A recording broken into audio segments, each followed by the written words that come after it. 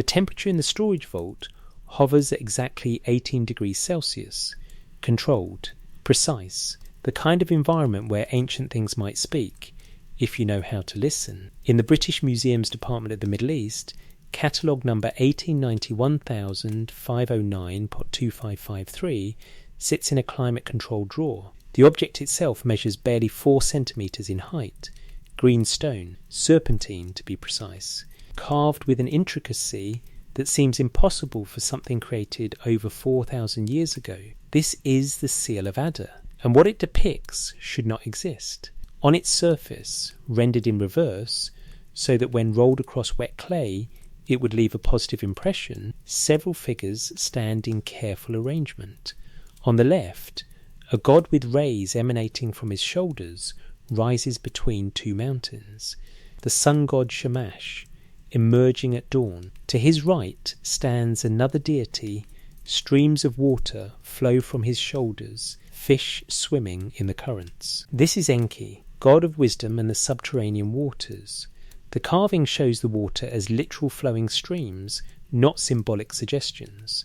Between them are the divine figures, each with attributes so specific, so detailed, that scholars can identify them by their iconography alone. But here's what makes this small stone cylinder extraordinary. It was carved during the Akkadian period, roughly 2300 BCE. The artist who created it possessed knowledge of perspective, proportion, and symbolic language that suggests a sophisticated understanding not just of art, but of what was being depicted.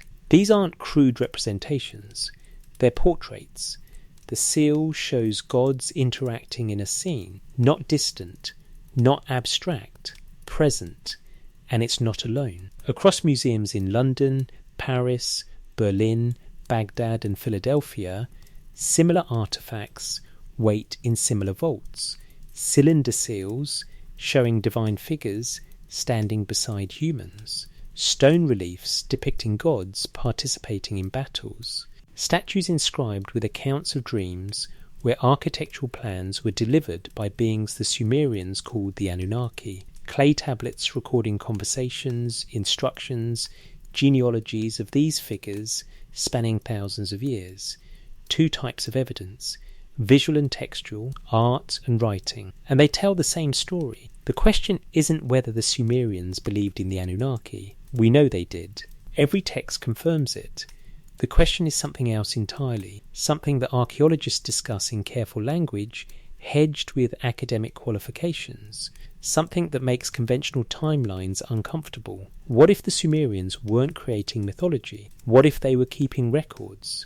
Before you dismiss that question, and many do, consider what you're about to see. Not theories, not speculation, evidence, physical artifacts you can examine yourself if you travel to these museums. Translations from actual clay tablets, with catalogue numbers, excavation details, and scholarly citations.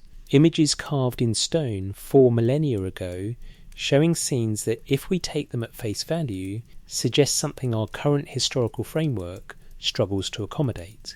This isn't about aliens. This isn't about conspiracy theories or ancient astronauts. This is about reading what the Sumerians actually wrote, looking at what they actually carved, and asking a simple question: why does their art depict exactly what their texts describe? Why is there such extraordinary consistency between the visual record and the written record when it comes to beings they insisted were real, were present, and were the source of their civilization? We're going to examine specific artifacts tonight, real objects. We'll look at the Walker vase, one of the earliest examples of narrative art ever created, showing a procession leading to a divine figure. We'll study cylinder seals that functioned as ancient identification, personal signatures rolled across contracts and letters, depicting their owners in the presence of gods. We'll read from the Atrahasis epic, where the creation of humanity is described in procedural detail. We'll analyse the Stele of the Vultures, where divine figures don't observe warfare, they participate in it. Each piece of evidence will include its museum location, its catalogue number, its excavation history. Each translation will note the original Sumerian or Akkadian terms.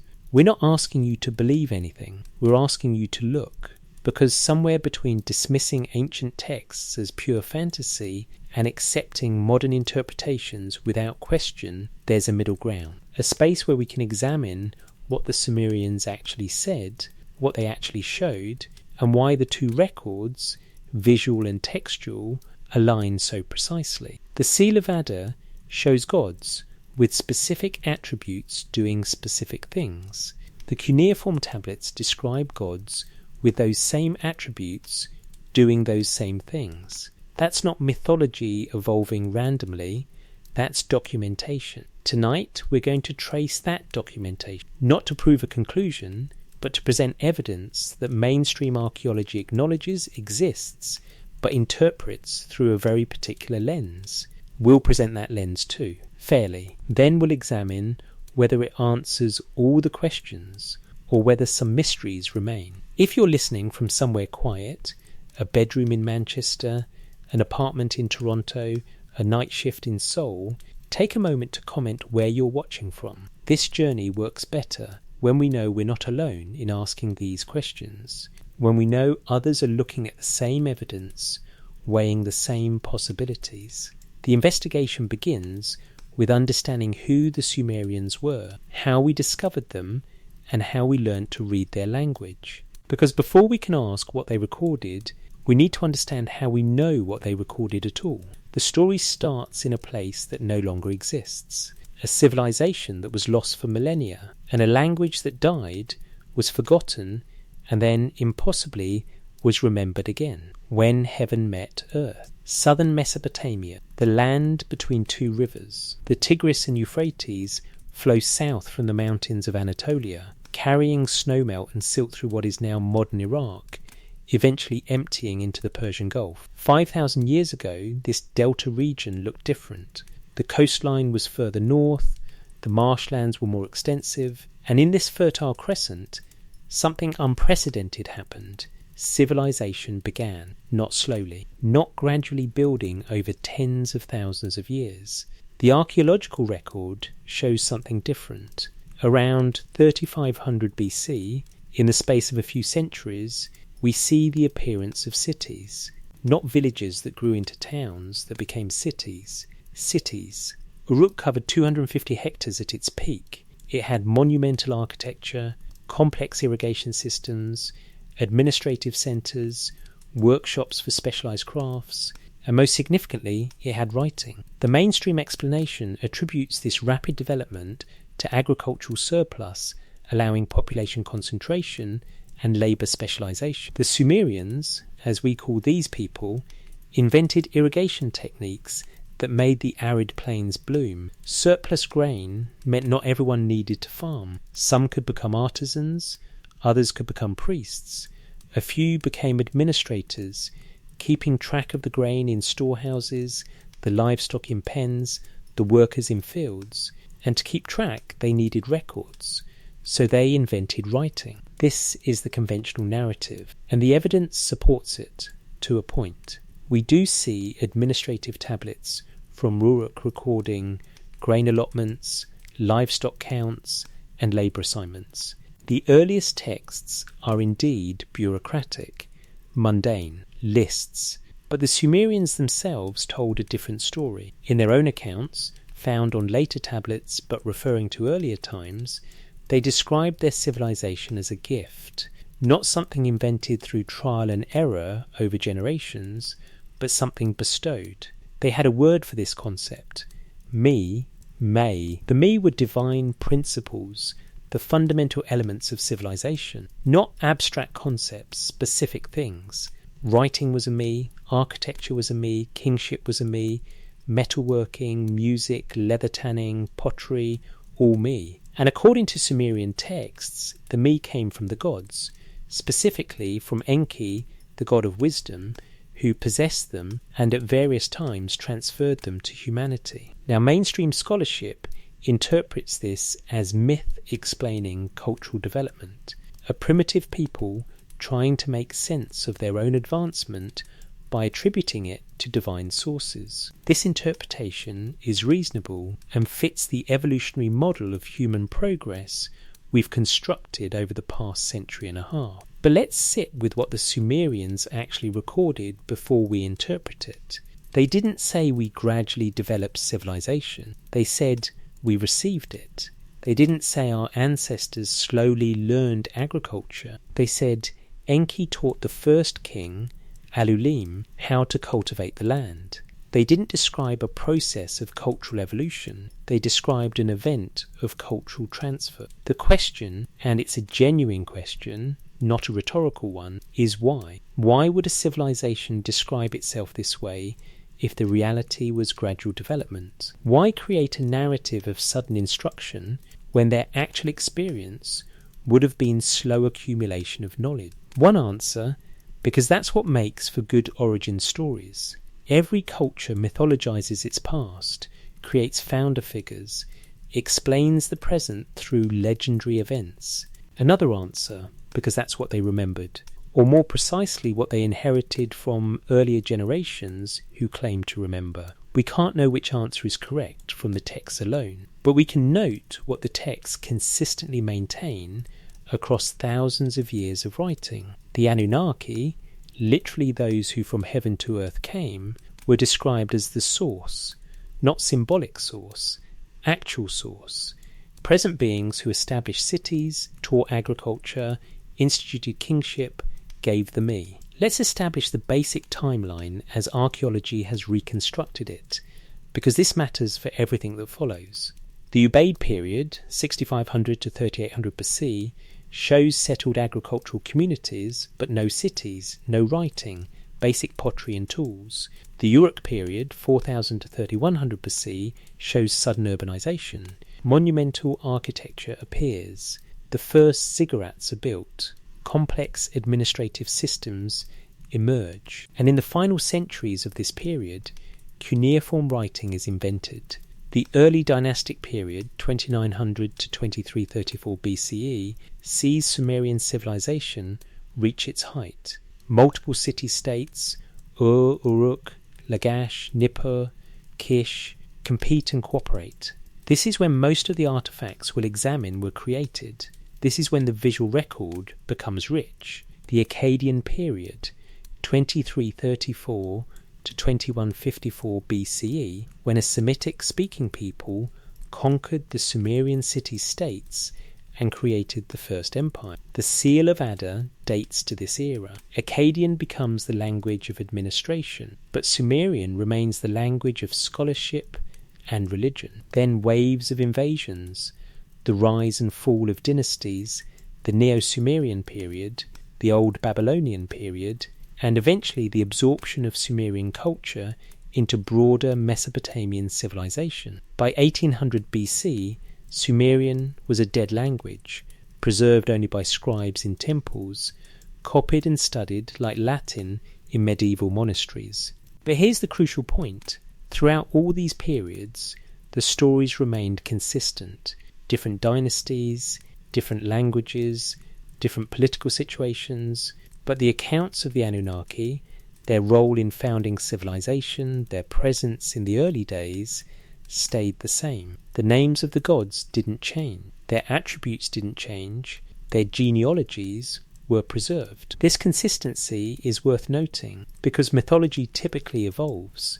Gods merge, change names, acquire new attributes, lose old ones. But the Anunnaki of the early dynastic period are recognizably the same as the Anunnaki described in Old Babylonian texts 1,000 years later. Same names, same roles, same family relationships. Either this represents an extraordinarily conservative religious tradition maintaining doctrinal purity for millennia, certainly possible, or it represents the preservation of information considered historical. The Sumerians made a distinction, by the way. They had words for different types of past.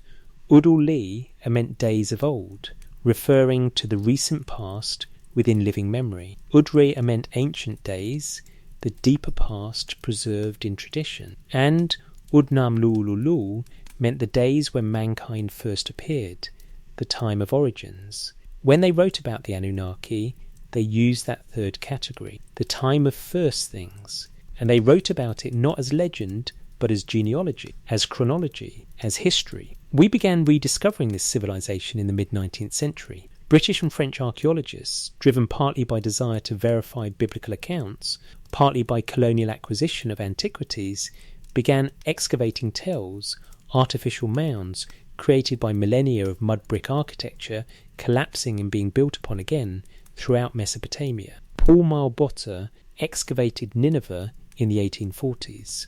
Austin Henry Layard worked at Nimrud and Nineveh shortly after. These early excavations focused on Assyrian sites, the more recent Mesopotamian civilization mentioned in the Bible. They found enormous palace complexes, massive stone reliefs of winged bulls and bearded kings, and most importantly, libraries, rooms filled with clay tablets inscribed with wedge-shaped marks. Cuneiform, the oldest known writing system in the world. The breakthrough in decipherment came through the Behistun inscription, a massive rock carving in Iran containing the same text in 3 languages, Old Persian, Elamite, and Akkadian. Henry Rawlinson, a British officer and scholar, spent years copying the inscription by hanging from ropes on the cliff face, risking death for each character. His work, combined with other scholars like Edward Hincks and Julius Oppert, eventually cracked the code. By the 1850s, Akkadian could be read, and as more tablets were excavated and translated, scholars discovered something unexpected. Akkadian texts sometimes included glosses, explanations in another language, an older language, Sumerian. The discovery of the Sumerians shocked the academic world. Here was a civilization older than Babylon, older than Assyria, older than anything mentioned in the Bible. A people who had invented writing, built the first cities, created literature when everywhere else on Earth, as far as anyone knew, humans were still living in small villages. Leonard Woolley's excavations at Ur in the 1920s and 1930s revealed the Royal Cemetery with its spectacular grave goods showing incredible craftsmanship. The standard of Ur, the bull-headed lyre, jewellery of gold and lapis lazuli, artefacts demonstrating a level of artistry that seemed impossibly sophisticated for such early dates. The deeper archaeologists dug, the older the dates became, and yet the sophistication remained. The Waka vase from Uruk, dated to 3200-3000 BC, shows artistic skill that wouldn't look out of place 1,000 years later. The earliest cylinder seals from the Uruk IV period around 3300 BC already demonstrate the full development of the form. They're not primitive experiments but fully realised craft. It's this sudden appearance of sophistication that makes the Sumerian civilization archaeologically anomalous. Most cultures show gradual development in their artefact record. Pottery improves over centuries, architectural techniques evolve, writing systems begin pictographic and slowly become more abstract. Sumerian cuneiform does show this evolution, but compressed into an impossibly short period. Within 200 years, it goes from simple pictographs to a complete writing system capable of recording complex literature. The earliest texts are already grammatically sophisticated. Mainstream archaeology explains this through invisible prehistory, assuming there must have been a longer developmental period that simply hasn't been found yet. This is reasonable and probably correct, but it means we're inferring development we haven't observed to explain sophistication we have observed.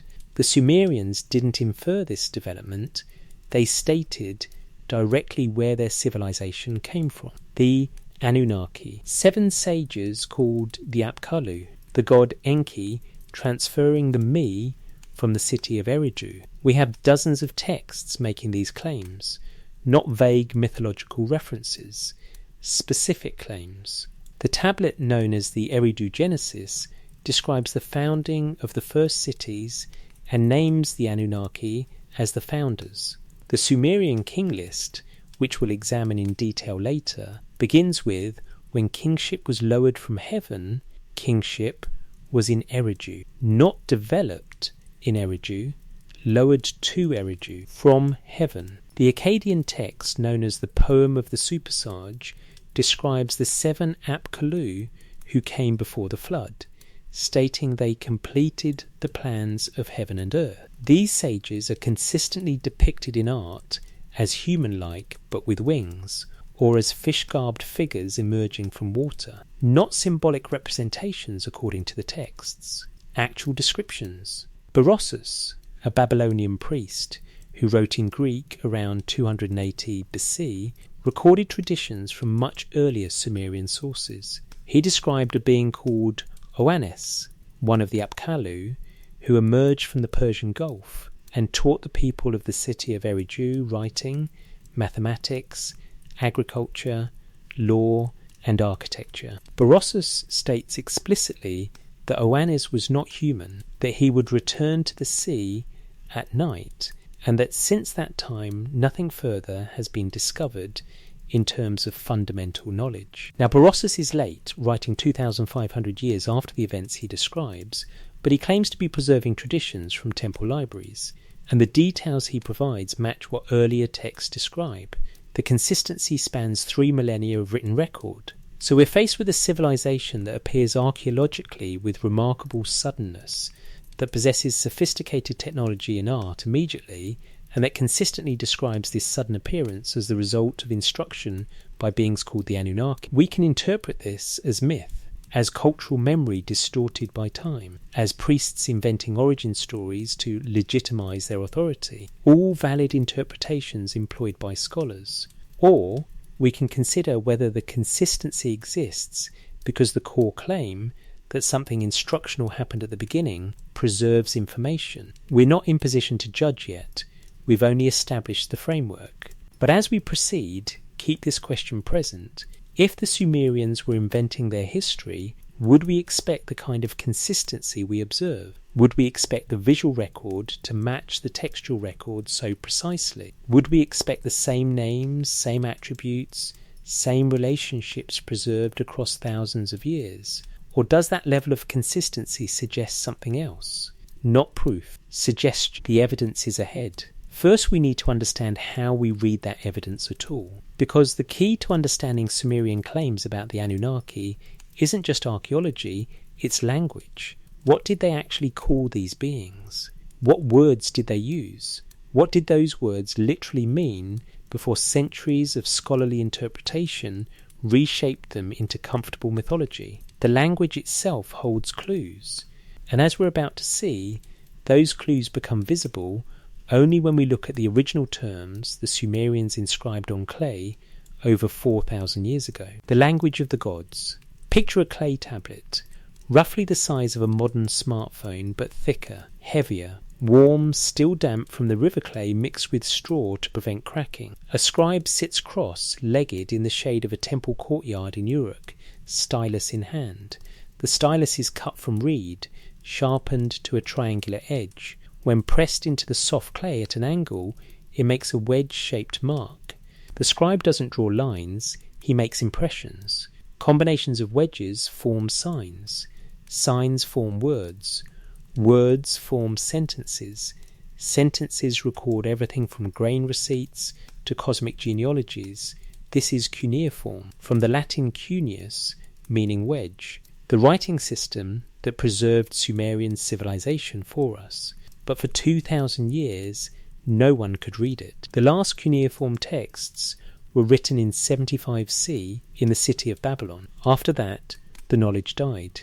The script became decoration on ruins, meaningless marks on incomprehensible tablets. Scholars in medieval times saw these marks, but had no framework for understanding them. They assumed they were ornamental. Some thought they were natural formations in the clay. The revival began with European travellers in the 17th century, bringing back copies of inscriptions from Persepolis. By the early 19th century, scholars had identified cuneiform as writing and distinguished 3 different types of the script, each representing a different language. But reading it required something that didn't exist, a bilingual inscription, like the Rosetta Stone that unlocked Egyptian hieroglyphs.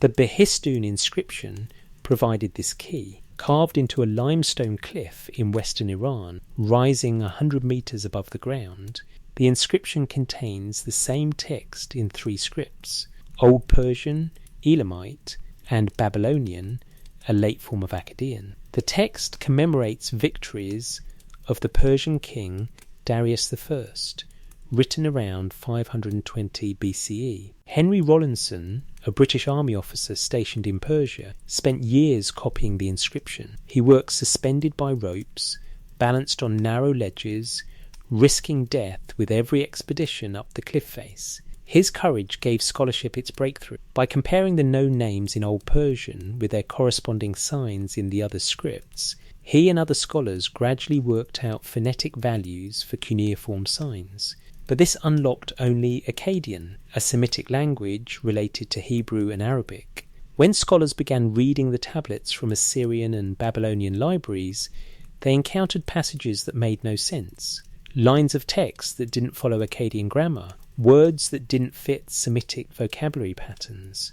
The explanation came gradually. These mysterious passages were in a different language entirely, an older language that Akkadian scribes still studied the way medieval monks studied Latin. The Akkadians themselves called this language Imegir, the tongue of Sumer. The discovery shocked Assyriology. Here was a language unlike any known language family, not Semitic, not Indo-European, not related to anything else scholars could identify. An isolate, unique, and clearly much older than Akkadian, because Akkadian texts treated it as an ancient scholarly language by 2000 BCE. Deciphering Sumerian required different techniques than deciphering Akkadian. Akkadian texts often included Sumerian words with Akkadian glosses, translations, or explanations written between the lines. Bilingual dictionaries, copied by scribal students learning the old language,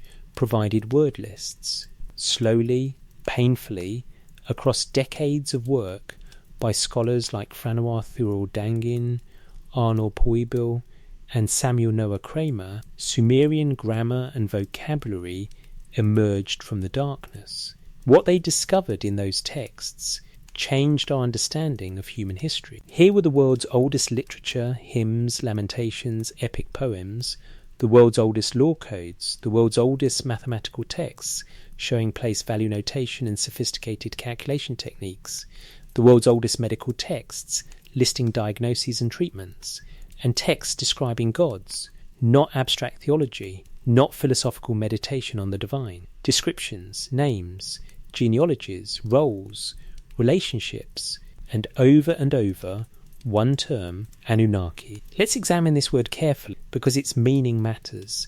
In Sumerian cuneiform, the term is written Anunnaki, or sometimes Anunna. The signer can mean several things depending on context, water, seed, or a nominative marker. Nun means princely, or alternatively, height heaven. Na can indicate location or origin. Ki means earth or land.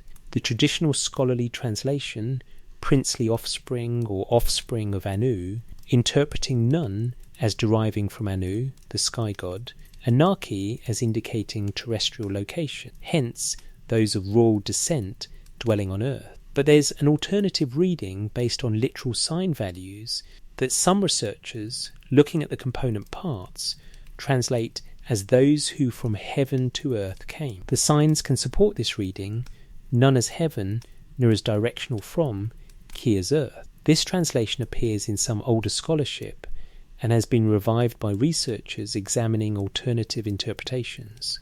Mainstream Assyriology prefers the princely offspring translation because it treats the Anunnaki as a class of gods, divine beings, yes, but within a mythology framework, heavenly beings taking earthly roles.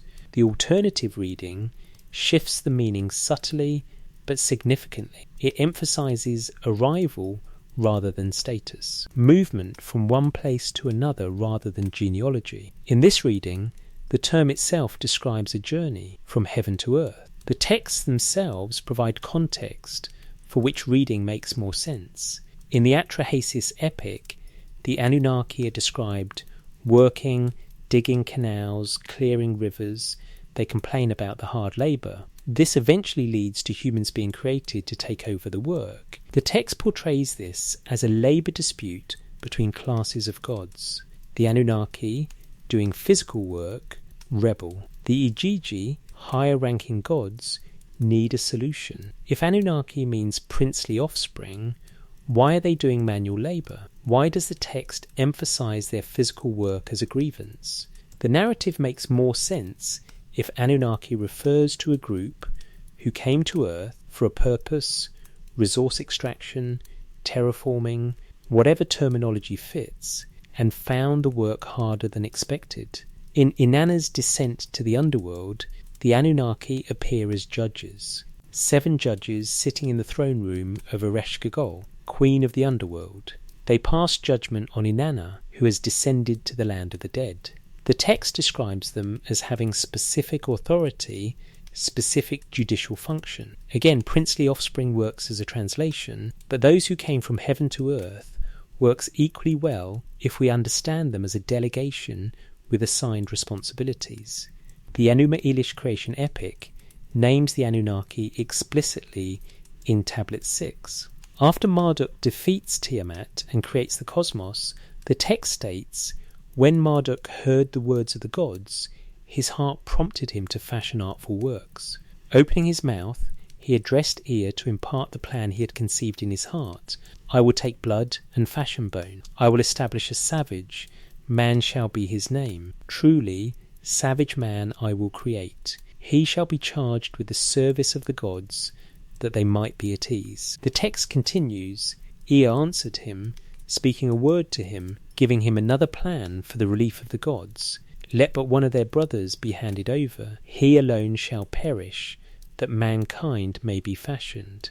Let the great gods be here in assembly. Let the guilty be handed over, that they may endure. Marduk summoned the great gods to assembly. They bound him, holding him before E. They imposed on him his guilt and severed his blood. Out of his blood they fashioned mankind.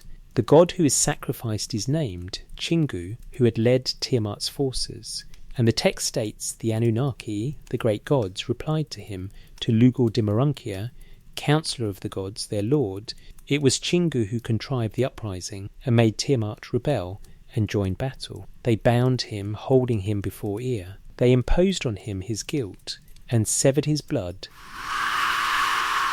Out of his blood they fashioned mankind. He imposed the service and let free the gods. Here the Anunnaki are described as the beneficiaries of human creation. Humans are made that the gods might be at ease. Specifically, that the Anunnaki might be at ease, relieved of labour. This matches the Atrahasis account, where the Anunnaki's labour complaints drive the decision to create workers. The consistency across texts suggests Anunnaki refers to a specific group with a specific function. They work on Earth. They need labourers. Humans are created to serve that need. Whatever we make of this as mythology or history, the functional role remains clear. Another key term appears repeatedly, Dingir. Written with the star symbol in cuneiform, Dingir is typically translated as God or divine, but the sign originally depicted a star, and the word's etymology may relate to brightness or shining. When texts describe individual Anunnaki, they use the Dingir sign before the name. Dingir Enki means the god Enki, or does it mean the star/shining one Enki? The translation choice creates different implications. God places the being in a religious category. Shining one describes an attribute, possibly a physical attribute. Hebrew texts in the Bible use similar terminology. The word Elohim, usually translated God, is actually plural and can mean gods or heavenly ones or shining ones, depending on context. When the sons of Elohim come to earth and take human wives in Genesis 6, are these divine beings in a metaphysical sense, or physical beings described by their appearance? We're not claiming equivalence between Sumerian and Hebrew concepts.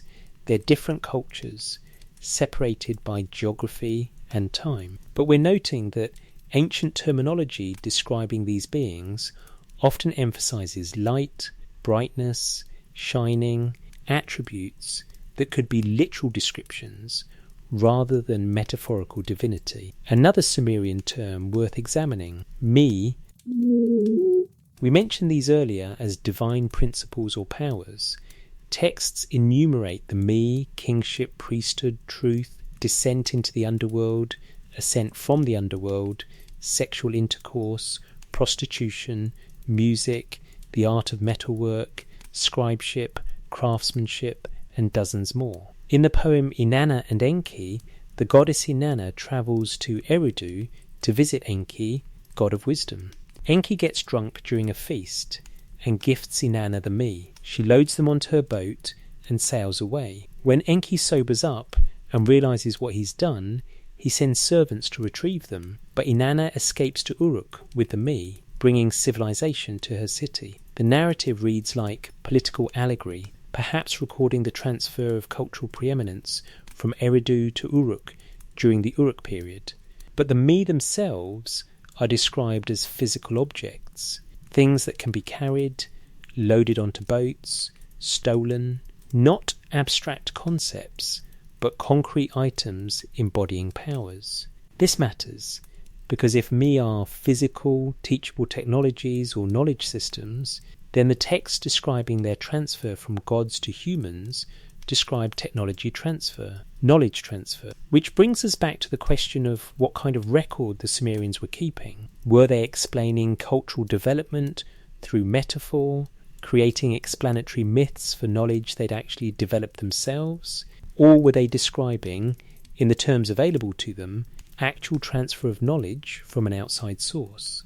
The language itself doesn't answer this, but it stops us from being too confident that our translations have captured the original meaning. Every translation is an interpretation. When we translate Dingya as God, we make a choice. When we translate Anunnaki as princely offspring, we make a choice. When we treat me as abstract principles rather than concrete objects, we make a choice. Those choices are often correct. Scholars spend careers mastering these languages, and their expertise deserves respect. But expertise in language doesn't automatically grant expertise in what the language describes. A perfect translation of a text about an event we don't understand will still leave us uncertain about what the event was. The Sumerians wrote about the Anunnaki coming to Earth, working on Earth, needing help with their work, creating humans to provide that help, teaching humans civilization, and eventually leaving or diminishing their presence. They wrote about this in multiple texts spanning over 1,000 years. They carved images showing divine figures interacting with humans in ways that suggest physical presence, handing objects, receiving offerings, participating in battles, delivering instructions. Either this represents consistent mythology maintained across a dozen city-states and multiple political upheavals, or it represents consistent documentation of something the culture remembered as foundational. The decipherment of cuneiform gave us access to what the Sumerians said, but it didn't give us certainty about what they meant. It gave us their words. We still have to decide what those words describe. As we turn now to the visual evidence, the seals, the reliefs, the statues, keep the language in mind. When you see depictions of figures labelled gods, remember that gods is our word, not theirs. When you read that these beings descended from heaven, remember that this phrasing comes from the actual Sumerian terminology. When texts describe them teaching, building, creating, remember that the verbs used are the same verbs used for human actions. They're not metaphorical or symbolic verbs. They're active verbs describing physical tasks. The art is about to show us what the texts describe, and the consistency between text and image will raise new questions about what kind of record we're examining. First, we look at the oldest example, the beginning of narrative art in human history. A vase carved in alabaster over 5,000 years ago showing a procession, and at the end of that procession, waiting, receiving, a figure the Sumerians knew very well. Images that speak. Iraq National Museum Baghdad. Object number IM 19606. Height 105 centimeters. Material carved alabaster. Period late Uruk, approximately 3200-3000 BC. Find spot Uruk in the Inanna temple district, dedicated to the goddess Inanna. The Warka vase, named for Warka, the Arabic name for ancient Uruk, one of the earliest surviving examples of narrative relief sculpture in the world, carved over 5,000 years ago with such precision that every figure remains identifiable, every detail speaks. The vase was found in fragments during excavations in the 1930s, reconstructed from dozens of pieces. It disappeared during the looting of the Iraq National Museum in 2003, a theft that sent archaeologists into despair. It was irreplaceable, ancient beyond reckoning. 3 months later, it reappeared, returned anonymously, damaged but recoverable, still speaking. What does it say? The vase is divided into 4 horizontal registers, bands of imagery that circle the circumference, designed to be read from bottom to top, like ascending a ziggurat or climbing toward heaven. The bottom register shows water, wavy lines representing rivers or irrigation channels, and plants, barley and date palms, the staple crops of Sumer. This is the natural world, the foundation of agriculture that allows civilization. But notice, these aren't wild plants. These are cultivated crops, arranged in neat rows. This is agriculture, not nature, order imposed on chaos. The second register shows animals, sheep and cattle in procession, all facing right, moving in the same direction. Again, these aren't wild creatures.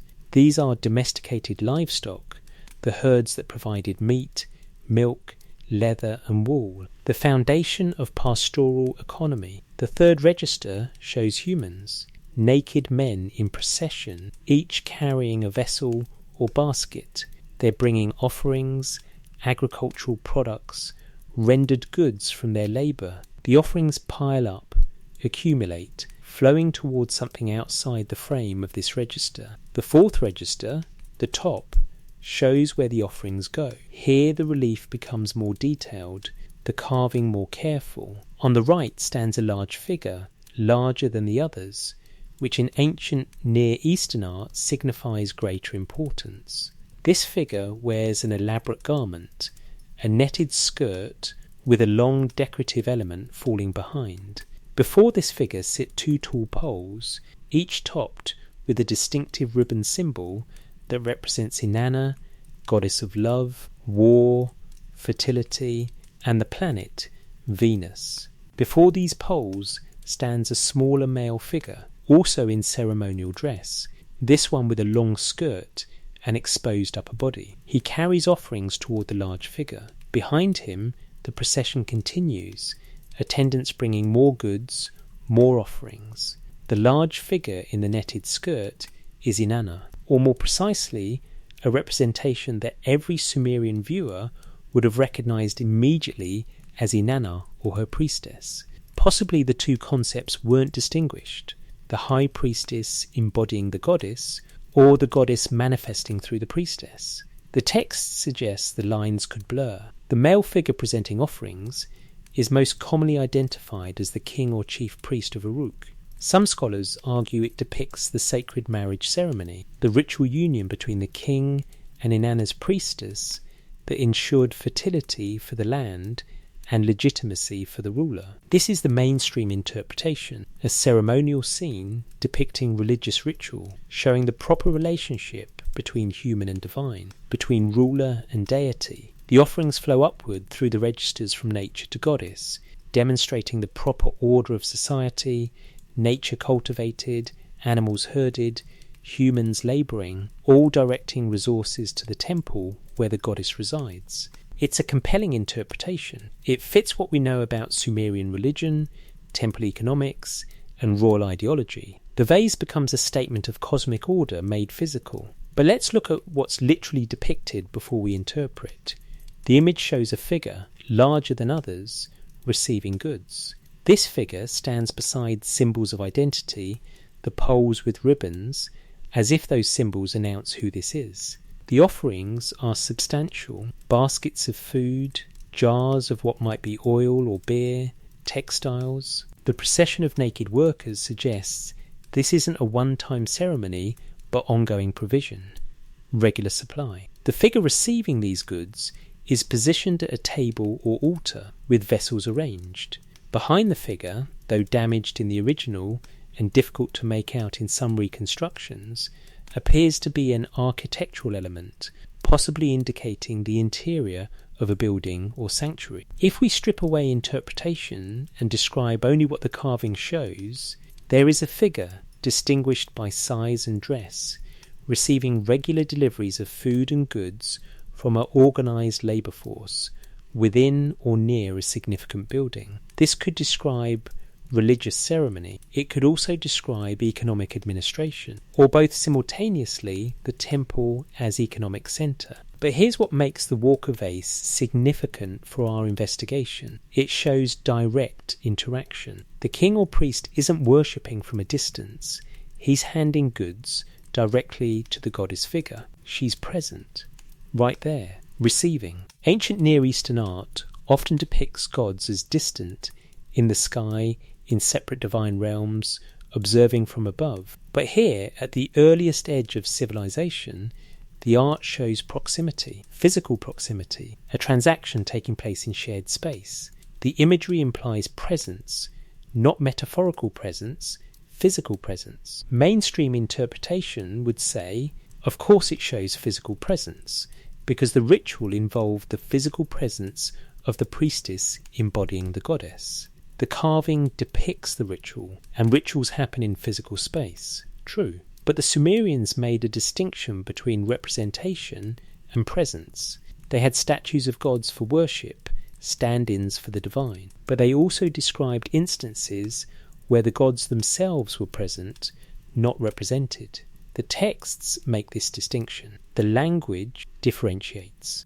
The work of ours predates those texts by centuries, so we can't cross-reference its specific ceremony with written descriptions. But we can note that the artistic choice was to show the divine figure the same way the human figures are shown: solid, physical, present in the same space, participating in the same moment. Not a statue of Inanna, not a symbol of Inanna. The imagery suggests Inanna herself, or her priestess, so fully identified with her that distinction becomes meaningless. This pattern, direct interaction, shared physical space, will repeat in the evidence ahead. Cylinder seals, reliefs, statues consistently show human and divine figures together, engaged in common activities, occupying the same ground. It's worth pausing on this because modern religious art doesn't typically work this way. Christian medieval art shows God in heaven, saints in halos, clear visual distinction between earthly and heavenly realms. Hindu art shows gods with multiple arms or blue skin, clear markers of supernatural difference. Buddhist art shows the Buddha in meditation, present but withdrawn from worldly action. Sumerian art shows gods identifiable by symbols, horned crowns, specific attributes, but physically similar to humans, engaged in human activities, fighting battles, receiving food, handing objects, issuing instructions. The question is whether this artistic choice reflects theology imagined as human-like, or record-keeping beings remembered as human-like. We can't answer from one artifact. But the Walker vase establishes the pattern we'll see repeated.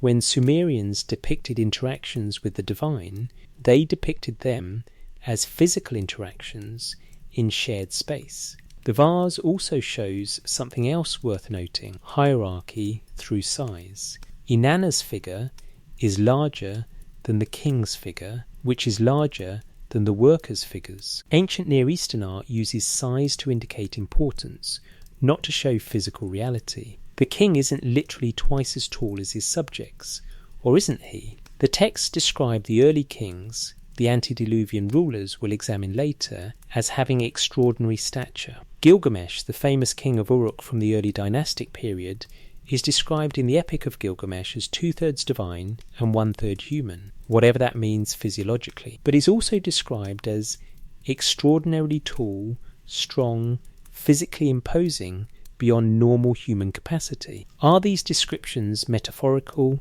the hero necessarily described as larger than life, or do they preserve information about actual physical differences?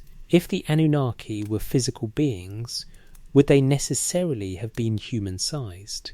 If they came from elsewhere, developed under different conditions, might they have been larger? Is the size differential in the art showing status, or is it showing something remembered about actual proportions?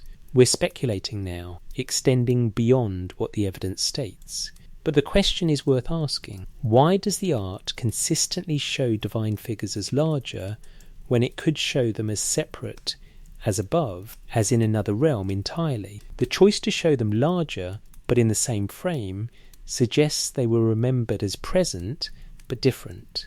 The Walker vase served a function, likely ceremonial, possibly displayed during festivals. Every time it was used, every time Sumerian citizens saw it, they received a message. This is how our world works. Nature serves humans. Humans serve the temple. The temple connects to the divine. And that divine presence receives, responds, participates. Whether this message described religious belief or documented actual economic and political structure, it established the paradigm for thousands of years of Mesopotamian civilization. The gods were not distant. They were involved. They required service. They granted legitimacy. And they could be depicted, carved in stone, recognized by symbols and attributes, as if they were known, as if they'd been seen. 5,000 years later, that vase still speaks. It still shows a procession leading to a presence. It still depicts transaction, relationship, mutual participation in civilization. The Sumerians could have carved any scene they wanted on that vase. They chose this one. They chose to show humans bringing the products of their labour to a figure identified as divine, and that figure receiving those products in what appears to be shared physical space. It's the beginning of a visual language that will continue for millennia, a language showing gods not as abstract forces, but as agents, actors, participants. The next evidence makes this even clearer, because while the Walker vase shows one ceremonial moment, cylinder seals show hundreds of moments, personal moments, individual interactions. And they tell us something the monumental art might not. These interactions weren't just royal or priestly, they were pervasive. Ordinary people carried images of divine figures on their personal seals, rolled those images across their contracts, their letters, their business dealings, identified themselves in relation to specific gods, as if those relationships were real, ongoing, significant. The seals show us a civilization that didn't just worship distant deities, they showed a civilization that documented proximity. Cylinder seal testimony. Imagine you're a merchant in Uruk, 2400 BC. You've negotiated a contract for 60 bushels of barley to be delivered to a temple administrator in Nippur. The agreement is recorded on a clay tablet, quantities, dates, penalties for non-delivery. Both parties need to authenticate the document, prevent later alteration, ensure legal validity. You reach into the pouch at your belt and withdraw a small stone cylinder, perhaps 2 centimetres in diameter, 3 centimetres long, pierced lengthwise so it can be worn on a cord around your neck. The surface is carved in reverse with an intricate scene, you standing before the sun god Shamash, who sits on a throne and extends a rod and ring, symbols of justice and authority, toward you. Behind you stands your personal deity, your hand raised in a gesture of introduction or supplication. You roll this cylinder across the damp clay of the tablet near your name. The carving leaves its impression, suddenly visible as a positive image, a small rectangular scene embedded in the document. The temple administrator does the same with his seal. Now the contract is authenticated. Your personal symbols, tied to you tied to your relationship with the divine, testify to the agreement.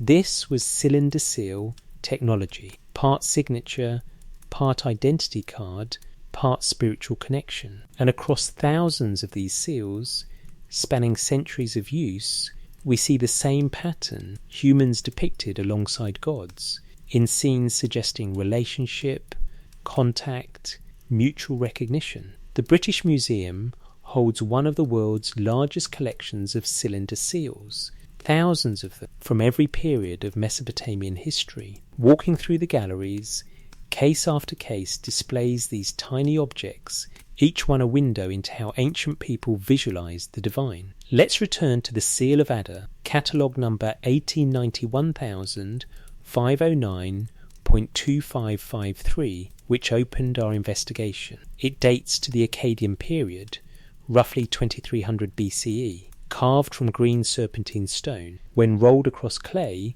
it produces an image approximately 3.9 centimetres high and 8.5 centimetres wide.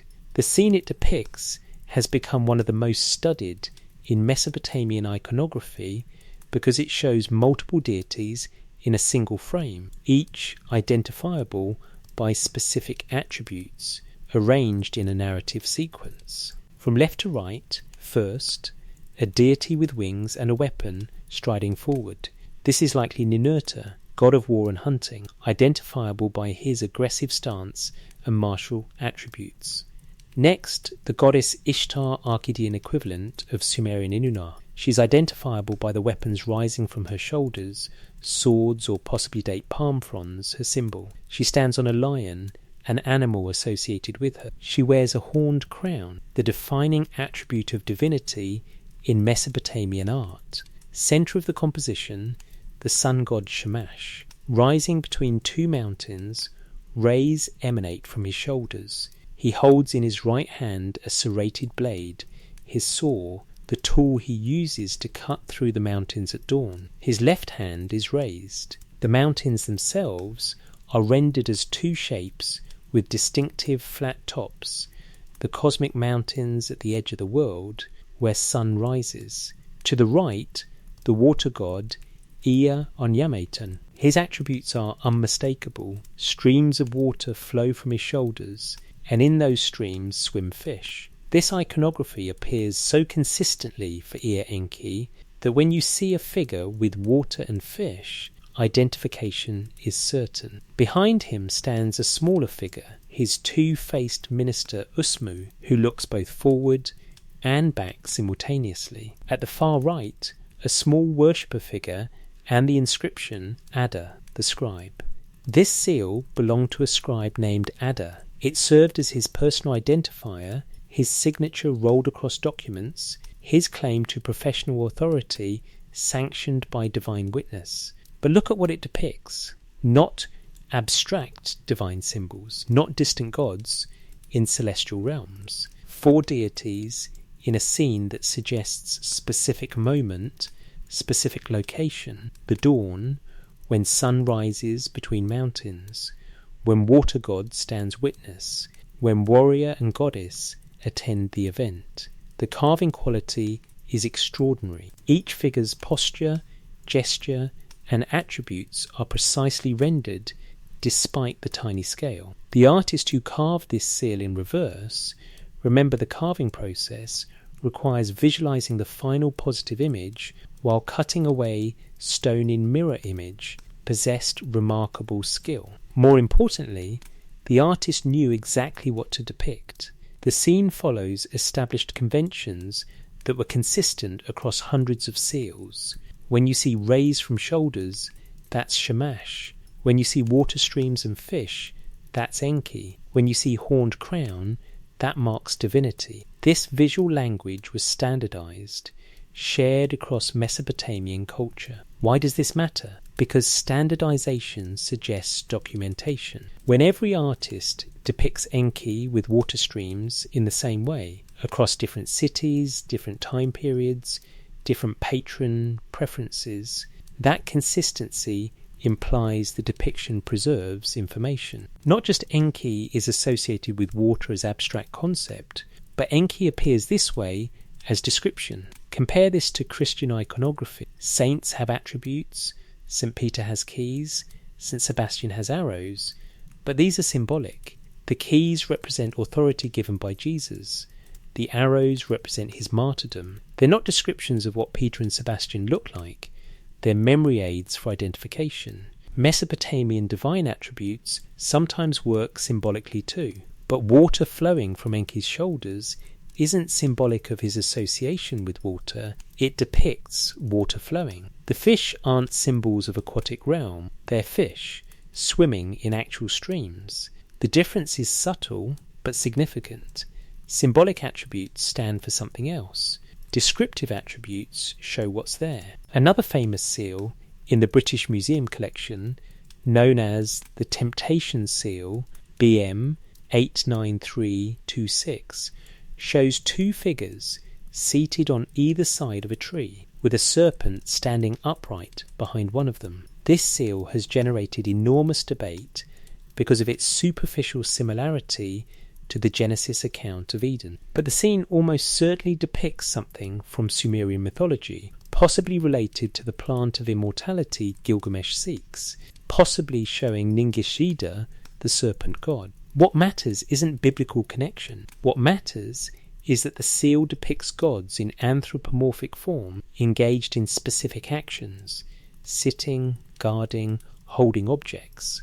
The composition suggests narrative, something happening, not just symbolic arrangement. Hundreds of seals show presentation scenes, a human introduced to a seated deity by another divine figure. The human is smaller, often in posture of respect or supplication. The deity sits on a throne, sometimes holding rod and ring symbols. The intermediary god places a hand on the human's shoulder or raises a hand toward the seated figure. These scenes are formulaic. Nearly identical compositions appear on seals from different periods, different cities, different owners. The formula consists of human supplicant plus, divine intermediary plus, supreme deity plus, often a table with offerings plus, sometimes divine symbols in the field above. Scholars interpret these as showing religious devotion, the seal owner depicting himself being introduced to a god by his personal protective deity. It represents aspiration toward divine favour, documentation of spiritual relationship, perhaps record of temple initiation or priestly status, all plausible. But notice what the imagery actually shows: access. The human doesn't worship from afar, he stands before the deity, close enough to touch, in the same room, on the same ground. The intermediary deity bridges not infinite metaphysical distance, but social distance, like a courtier introducing a subject to a king. The composition echoes royal court protocol. When foreign ambassadors visited Mesopotamian kings, they were presented formally by court officials. The king sat enthroned. The ambassador approached with offerings. The official testified to the ambassador's legitimacy. The seal imagery follows this protocol exactly, as if divine audience functioned like royal audience, as if the gods held court the way human kings did, as if the structures of power replicated from heaven to earth, or more precisely, from wherever the gods ruled to where humans lived. In the Akkadian period seal, known as VA 243, held in Berlin's Vorderasiatisches Museum, the central scene shows a seated figure, likely Enlil, chief of the Akkadian pantheon, granting agriculture to humans. A plough appears in the scene. Attendant figures surround the central transaction. This seal has generated controversy because of Zecharia Sitchin's interpretation, claiming it depicts our solar system, including planets unknown to ancient astronomy. The star symbols in the field above the figures, Sitchin argued, showed the sun surrounded by 11 planets, including a hypothetical 12th planet called Nibiru. Mainstream scholarship rejects this interpretation entirely. The star symbols are not planets, they're divine symbols, markers of deity following standard Mesopotamian convention. The central star likely represents the star of Shamash or Ishtar. Nothing in cuneiform text associated with this seal or similar seals suggests astronomical interpretation. But set aside Sitchin's claims. Look at what the seal actually shows: transfer of knowledge. A deity giving humans a tool, agriculture, represented by the plough. The scene depicts teaching, technology transfer. This matches textual accounts we examined earlier. The me, the principles of civilization, transferred from Enki to humans. The seven sages, the Apkallu, teaching city building, writing, law, crafts. The seal provides visual documentation of what the texts describe, a moment when gods gave humans knowledge. If we were documenting technology transfer today, we might photograph the moment. Take a picture of the teacher handing the tool to the student, demonstrating its use, explaining its function. The seal does exactly this: captures the moment of transfer, makes it permanent, carries it as personal testimony. This happened. This is how we learned. Thousands of seals exist in museum collections worldwide. The University of Pennsylvania Museum holds an extensive collection from their excavations at Nippur. The Louvre has hundreds. Yale University's Babylonian collection preserves many. Each museum has catalogues, many available online, where you can examine impressions and photographs. Scroll through these collections and a pattern emerges. Humans and gods share space. They interact. They perform activities together, fighting enemies, making offerings, receiving blessings, conducting rituals, building structures. The gods are distinguishable by size, by horned crowns, by specific attributes, weapons, animals, streams of water, but they occupy the same ground plane. They're not floating in clouds or emerging from separate realms. They stand on the same baseline as the humans.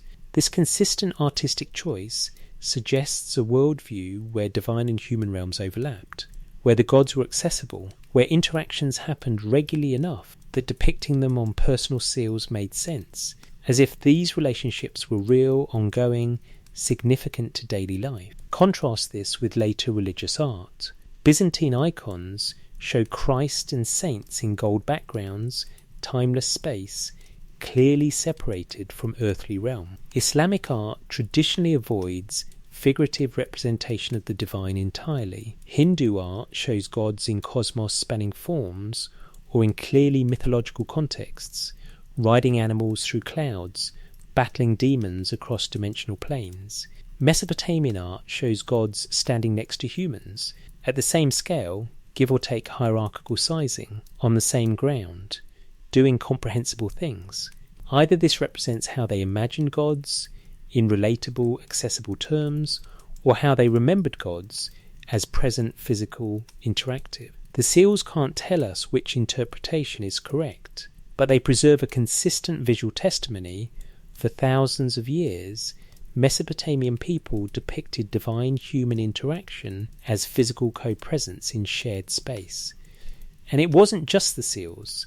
Monumental art tells the same story, with even more dramatic implications, because when you carve gods into stone reliefs, standing 3 meters tall, when you show them participating in warfare with weapons in hand, when you depict them receiving prisoners and counting bodies, you're documenting something specific. You're showing gods at war, the warrior gods, the Louvre Museum, Paris, Richelieu Wing, ground floor, room 2, devoted to Mesopotamian antiquities. Against the wall stands a monument that's impossible to ignore even in fragments. The Stele of the Vultures, catalogue numbers AO50, AO2346, AO2348, AO66109, 5 fragments of what was once a limestone monument standing over 1.8 metres tall, discovered at Tello, ancient Jersu, in the 1880s, dated to approximately 2450 BC, early dynastic III period. The stele commemorates the victory of Eannatum, king of Lagash, over the neighbouring city-state of Umma, a border dispute, a war, and carved into the stone, the reason the conflict matters to our investigation, the gods participated. Look at the largest fragment, AO2346. The carving shows a massive figure holding a net. Inside the net, small human figures, enemies, are trapped, their heads protruding from the mesh. The large figure wears a horned crown. This is Ningirsu, patron god of Lagash. And he's not blessing the battle from heaven, he's fighting in it. The god holds the net in one hand. The net itself is labelled in cuneiform as a divine weapon, the enemy net, and in the other hand he holds a mace. At his feet lie the bodies of the defeated. The carving is explicit. Ningirsu has captured Uma's soldiers in his net and is about to strike them with his weapon. Below this scene, other fragments show the human side of the battle. King Eannatum leads his forces. The phalanx of soldiers marches in tight formation, shields overlapping, spears levelled. War chariots charge. The wounded fall. Vultures pick at corpses, hence the stale's modern name. But the divine scene occupies the position of honour, the highest register, the most prominent placement. The message carved in stone, Lagash won because Ningirsu fought for them. The accompanying cuneiform inscription provides details. It describes the conflict's origins.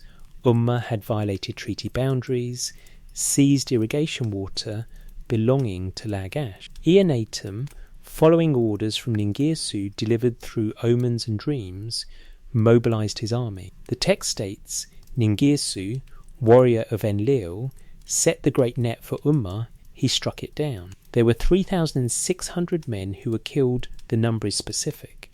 Not symbolic many enemies, but counted casualties, as if someone tallied bodies, documented losses. The text continues describing territorial restoration, treaty terms, and dire warnings against future violations. Standard ancient Near Eastern victory monument content. But threaded through the political narrative is constant reference to divine command, divine support, divine presence. Was this propaganda? Certainly. Every victory monument serves propaganda purposes, legitimizing the victor, demoralizing enemies, justifying violence through claims of higher authority. But look at how the propaganda functions. Eannatum could have claimed divine blessing, divine approval, divine favour from afar. Instead, the monument shows Ningirsu personally on the battlefield, weapon in hand, killing enemies. Why make that specific claim? Why depict the god as physically present warrior rather than distant supporter? Other interpretations suggest the carved image represents metaphor. Ningirsu's net might symbolise the king's military strategy. The divine figure represents the city's strength personified. The whole composition functions as religious poetry in stone. Possible. But if it's metaphor, the Sumerians didn't mark it as such. The horned crown that identifies Ningirsu as divine is the same horned crown worn by gods in every other context. Seals, statues, ritual objects. The mace he holds is depicted the same way actual maces are depicted in human hands. The bodies at his feet are shown with the same artistic conventions used for human casualties elsewhere on the stele. The carving doesn't use visual language suggesting metaphor. It uses visual language suggesting documentation. Move to the British Museum now. Catalogue number 1928,1010.3. The Standard of Ur, discovered by Leonard Woolley during excavations of the Royal Cemetery at Ur in the 1920s. Dated to 2600 BC, early dynastic III period. The object is a hollow wooden box, 21.6 centimetres wide, 49.5 centimetres long. Both faces are decorated with shell, red limestone and lapis lazuli inlays set in bitumen, showing intricate mosaic scenes. The two sides are traditionally called war and peace. The war side shows military campaign in 3 registers. Bottom, chariots charging, trampling enemies, wheels crushing bodies. Middle, infantry marching prisoners, presenting captives to officers. Top, the king, larger than other figures, receives the prisoners. Before him stand his soldiers. Behind him sits his chariot. At the very top of the composition, in the position of honour above even the king, appear symbols, divine symbols, standards topped with the symbolic animals of gods, the lion of Ishtar, possibly the bull of storm deities. The peace side shows celebration, a banquet, musicians playing lyres, servants bringing goods, animals being led for feast. Again, the king dominates the top register, cup in hand, presiding over victory celebration. What's significant, the war side shows divine symbols above human action, but the peace side shows the king in the supreme position. No divine figures above him. The interpretation, war requires divine sanction, shown by placing divine symbols above the king. Peace is human domain, shown by king's uncontested supremacy at banquet. But notice what this implies. War isn't just blessed by gods, it's overseen by them. Their symbols witness the violence. Their presence, even if represented symbolically, legitimizes the slaughter. The Sumerians could have depicted war as purely human action and peace as divinely blessed. They chose the opposite. Violence required divine attendance. Celebration was human domain. Why? Perhaps because war determined territory, resources, survival, stakes too high for human authority alone. Perhaps because battlefield success seemed impossible to guarantee through human means alone, so divine participation explained victory. Or perhaps because warfare in the early dynastic period involved direct participation by beings the Sumerians identified as gods, and the art documents this participation. We can't know from artifacts alone, but we can note the pattern. Mesopotamian art consistently places divine figures in contexts of violence, power, and royal authority. Gods aren't just worshipped, they're consulted before battle. They appear on battlefields. They receive victory spoils. The texts support this pattern. In the Epic of Gilgamesh, when Gilgamesh and Enkidu plan to kill Humbaba, guardian of the cedar forest, they receive weapons from the gods. The text describes these weapons, specific swords, specific axes, not blessed ordinary weapons, divine weapons, brought from heaven. When they kill Humbaba, the goddess Ishtar appears, physically manifests according to the text, and propositions Gilgamesh. When he rejects her, she goes to her father Anu and demands the bull of heaven be sent to punish Uruk. Anu initially refuses, citing the catastrophe it will cause. Ishtar threatens to raise the dead if he doesn't comply. Anu relents. The bull of heaven descends, literally descends in the text, and begins destroying Uruk. Gilgamesh and Enkidu fight it, kill it, tear out its heart, and present it to Shamash. Enkidu throws the bull's hindquarter at Ishtar, who is watching from Uruk's walls. She curses them. The narrative reads like action, not metaphor. Specific beings doing specific things in specific locations. The gods appear, interact, threaten, fight, die in the bull's ace, and depart.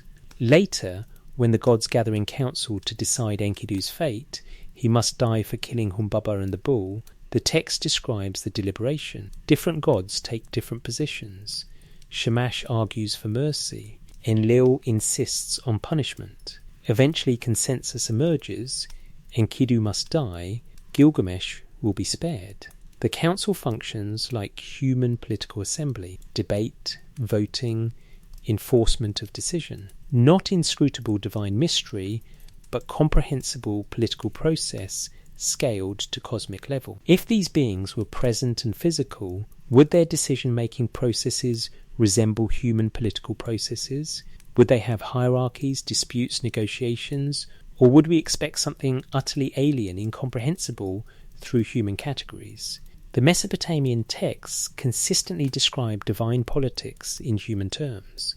Assemblies, voting, treaties, wars, alliances, betrayals, as if the gods operated by rules analogous to human society, or as if human society modelled itself on earlier divine patterns. Another text, the myth known as Lugali, describes Ninurta's war against the demon Asug. Ninurta, god of war, uses divine weapons including the Shurur, his talking mace. The Shurur scouts ahead, reports back on enemy positions, advises strategy. When Ninurta defeats Asag, the text describes geological changes resulting from the battle. Mountains formed, rivers diverted, stone types created. Is this geological poetry, explaining natural features through battle mythology, or description of actual large-scale terraforming, described in terms available to Sumerian language? The text says Ninurta built a stone wall to contain floodwaters, creating irrigation systems. It lists specific stones by name, diorite, alabaster, limestone, and explains their properties and uses. The detail suggests practical knowledge embedded in mythological framework. Similarly, the Enuma Elish describes Marduk's battle with Tiamat in terms that some researchers interpret as cosmogony, the creation of ordered cosmos from primordial chaos, but that could also describe large-scale engineering. Marduk splits Tiamat, making heaven from one half and earth from the other. He establishes the courses of stars, assigns duties to gods, creates humanity. The text presents this as creation narrative, explaining cosmic structure, but the vocabulary used is active, physical, constructive. Marduk doesn't contemplate cosmos into existence. He builds it, organizes it, divides it, assigns it. If advanced beings were terraforming a planet, establishing infrastructure, organizing resources, implementing systems, and you were a Sumerian scribe recording this from accounts passed down through generations, how would you describe it? What vocabulary would you use? What metaphors would serve? You might describe it exactly as the Enuma Elish does. Battle representing conflict between different factions. Victory representing success of one approach. Creation representing the results of massive engineering projects. Gods representing the agents doing the work. We're speculating now, extending interpretation beyond what evidence demands. But the speculation reveals something important. The texts can support multiple readings. They're compatible with pure mythology. They're also compatible with historical documentation described in mythological language. The art adds weight to the documentation interpretation because it doesn't show metaphorical conflict. It shows specific beings with specific weapons doing specific violence to specific enemies. The Stele of the Vultures shows Ningirsu's net full of actual human bodies. The Standard of Ur shows chariots crushing actual soldiers. These aren't abstract battles between cosmic principles. They're documented military campaigns with casualty counts and territorial outcomes. And the gods weren't absent from those campaigns. They were invoked, consulted, depicted as participants, thanked for victory, blamed for defeat. Either the Sumerians imagined divine involvement so vividly they couldn't separate it from historical events, or they documented actual involvement by beings they identified as gods. The evidence doesn't resolve this question, but it establishes that Mesopotamian warfare was fundamentally entangled with belief about divine presence. Wars were launched on divine command. Battles were fought with divine weapons.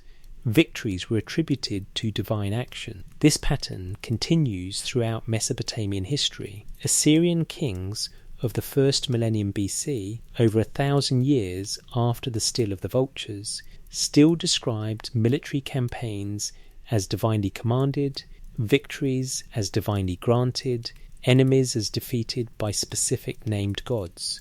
The continuity suggests deep cultural conviction. The gods were not distant observers.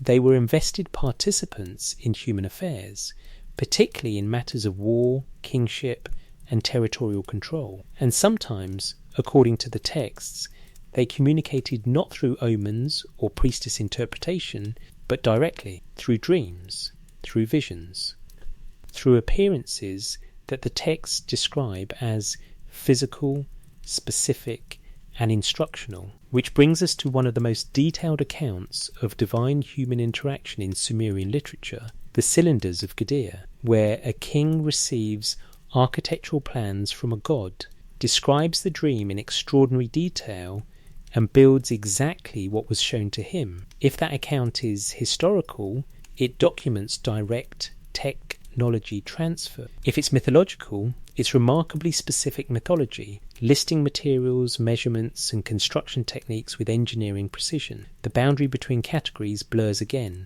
and the artifacts wait to testify. Dreams and blueprints. The Louvre Museum holds approximately 27 statues of a single ruler, Gudea Ensi, Thomar or Pick, of the city-state of Lagash, who ruled around 2144-2124b during the Neo-Sumerian period.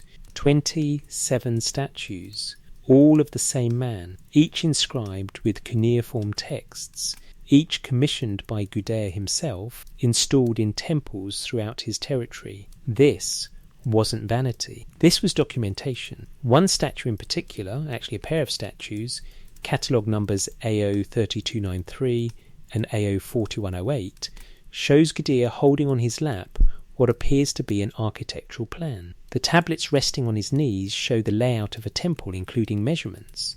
But the real information is in the cylinders. Gudea's cylinders A and B, two massive clay cylinders covered entirely with cuneiform text. Over 1,400 lines of Sumerian poetry describing in exhaustive detail the construction of the Ininu, the temple of Ningisu in Girsu. The text begins with a problem.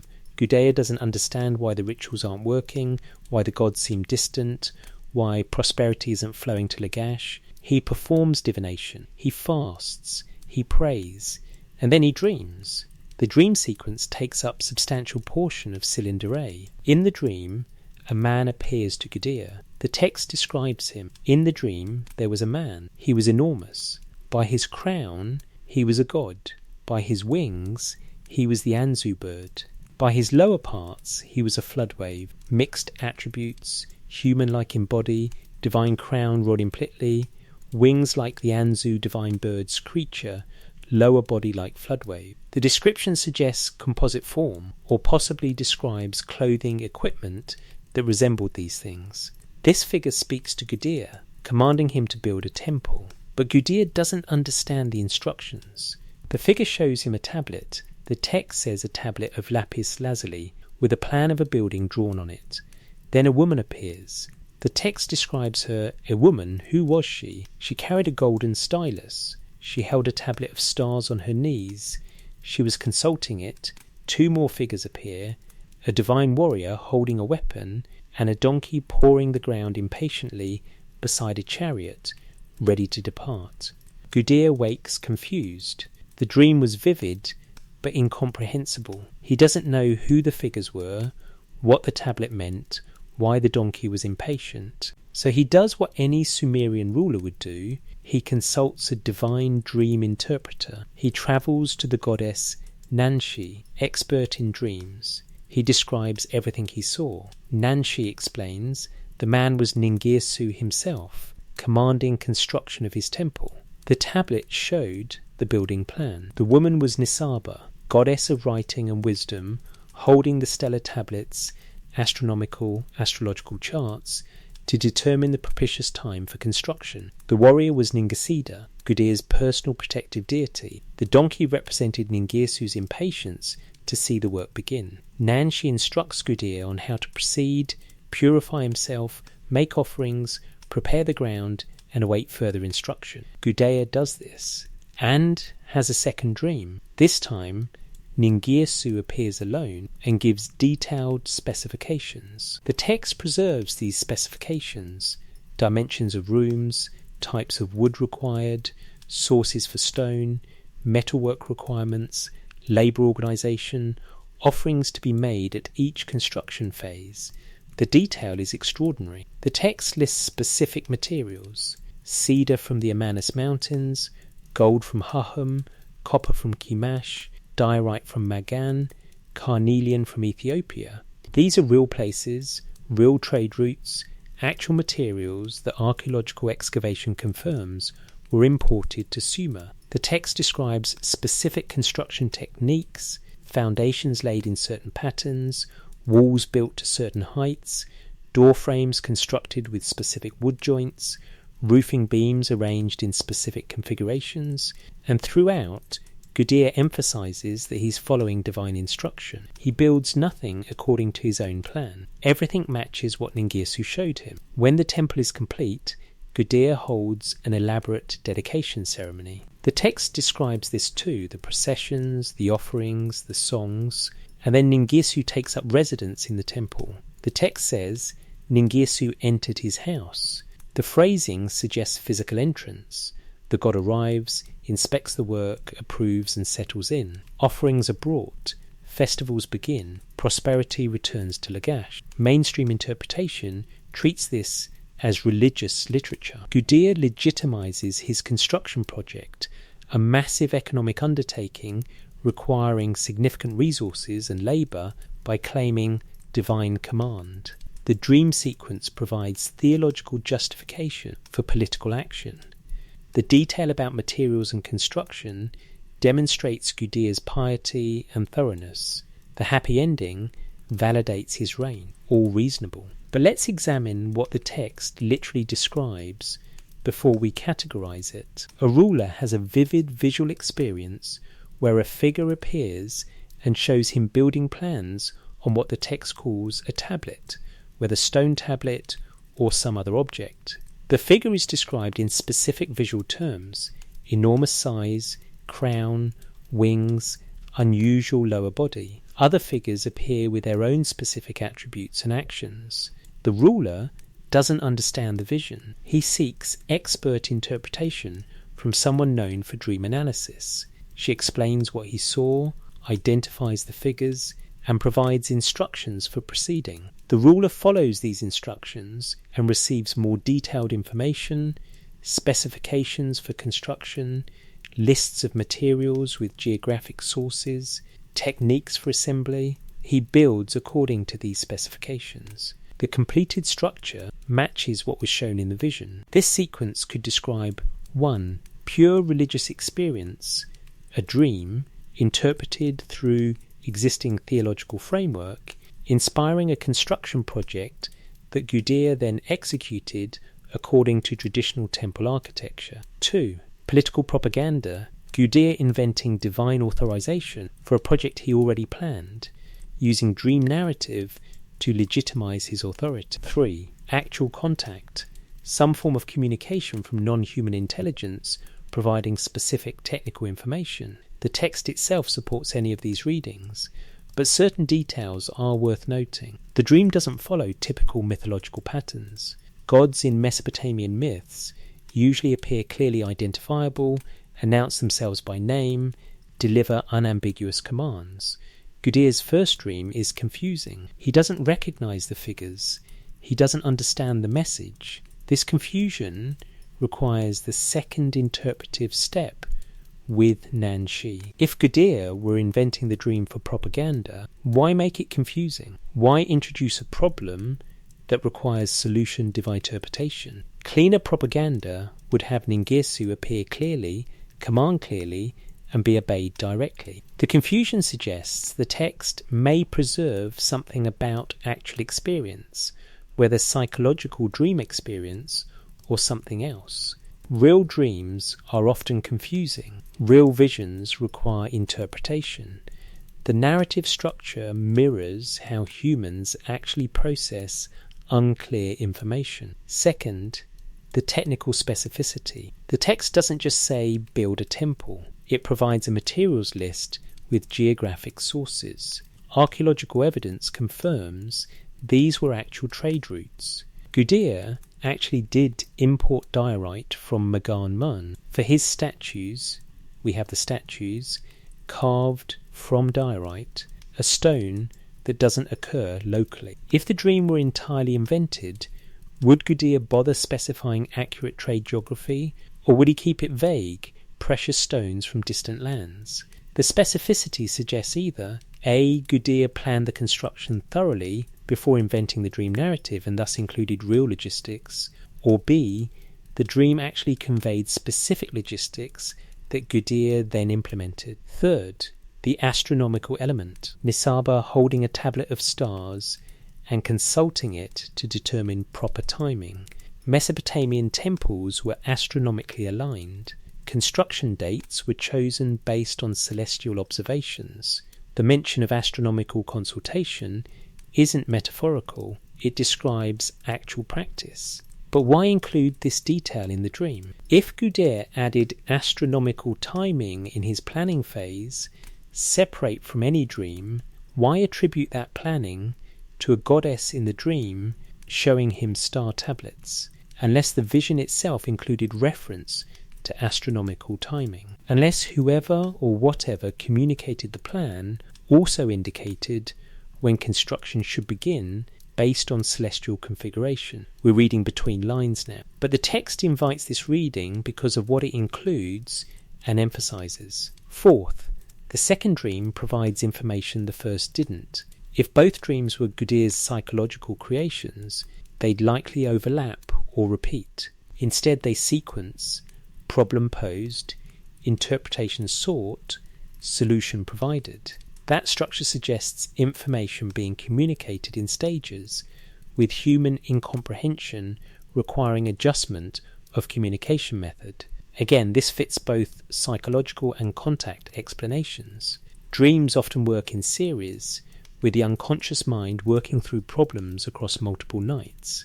But it also fits contact scenarios where initial communication fails and requires refinement. The completed Ninyu has been excavated. French archaeologists worked at Jiesu from the 1870s through the 1930s. They found Gudea's temple. They found its foundations, its walls, its layout, and they found that it matched descriptions in the cylinder texts. The text claimed divine instruction specified the building. The building was built. The specifications preserved in the text match the archaeological remains. This doesn't prove divine instruction. Gudea could have supervised construction, then written a text describing the building while attributing design to gods. But it demonstrates the text describes a real structure built to documented specifications. Other Mesopotamian texts describe similar divine instruction for construction. The Temple of Solomon in biblical texts receives divine plans delivered to David, who passes them to Solomon for building. Egyptian temple texts describe pharaohs receiving divine instructions for sacred architecture. Across ancient cultures, monumental religious architecture is attributed to divine design. Either this is universal pattern of human psychology, attributing impressive constructions to superhuman source to enhance their authority, or it preserves information about actual technology transfer in deep prehistory. The architectural knowledge required for these temples was considerable. Stone cutting, transportation of multi-ton blocks, precise alignment to celestial features, acoustic engineering, temples enhance sound in specific ways, hydraulic systems for water management. The Sumerians possessed this knowledge. Where did they get it? Conventional answer: developed it gradually through trial and error across generations, with knowledge accumulating through practical experience. Sumerian answer: received it from the Anunnaki, who taught the first sages, who passed it to kings and priests, who built according to divine patterns. Both answers explain the result. Sophisticated temples built with advanced techniques. Both are compatible with the evidence. But the Sumerian answer includes a specific mechanism: instruction through dreams and visions, showing plans, providing specifications, indicating timing. Gudea's cylinders describe this mechanism in operation. A ruler sees plans, seeks interpretation, receives detailed instructions, builds accordingly. If this happened once, it could be dismissed as individual religious experience. But texts from multiple periods describe similar patterns. Kings and priests consistently claim divine instruction for major projects, and they describe this instruction with technical precision, measurements, materials, methods. The precision is what stands out. Vague divine inspiration is universal. Specific technical specifications attributed to divine dreams is more unusual. The statues of Gidea, spread across Lagash temples, served multiple functions. They represented Gidea in perpetual prayer before the gods. They demonstrated his piety, they legitimized his rule, and they documented his achievements. Each statue inscribed with text describing his building projects, his piety, his devotion. But they also served as testimony. I built this. I followed these instructions. The temple stands. The god dwells within. Physical proof of claimed divine human collaboration. Whether that collaboration was real in the way Gudea understood it, or whether it was religious interpretation of his own architectural planning, the result was the same. Temples built, civilization sustained, knowledge preserved. And knowledge was preserved. Temple construction techniques, astronomical alignment principles, irrigation engineering, administrative systems, all passed down through priestly schools, attributed to divine origin, maintained across centuries of political upheaval. The attribution to divine source may have helped preserve the knowledge. If something is merely human invention, it can be changed, improved, replaced. If it's divine instruction, it must be maintained exactly. The theological framework may have served as knowledge conservation system, or the theological framework may have accurately described the source. The evidence doesn't resolve this, but it shows Mesopotamian civilization functioning as if divine instruction was real, as if the gods provided specific information, as if following that information was critical for prosperity. And sometimes that information concerned not just how to build temples, but how to navigate the afterlife, how to face the assembly of judges who weighed souls and determined fate. Judges who, according to the texts, were the Anunnaki themselves, sitting in council in the realm of the dead. The Underworld Assembly, University of Pennsylvania Museum of Archaeology and Anthropology, Philadelphia. Catalogue number CBS 6894, a clay tablet fragment measuring approximately 11 by 8 centimetres.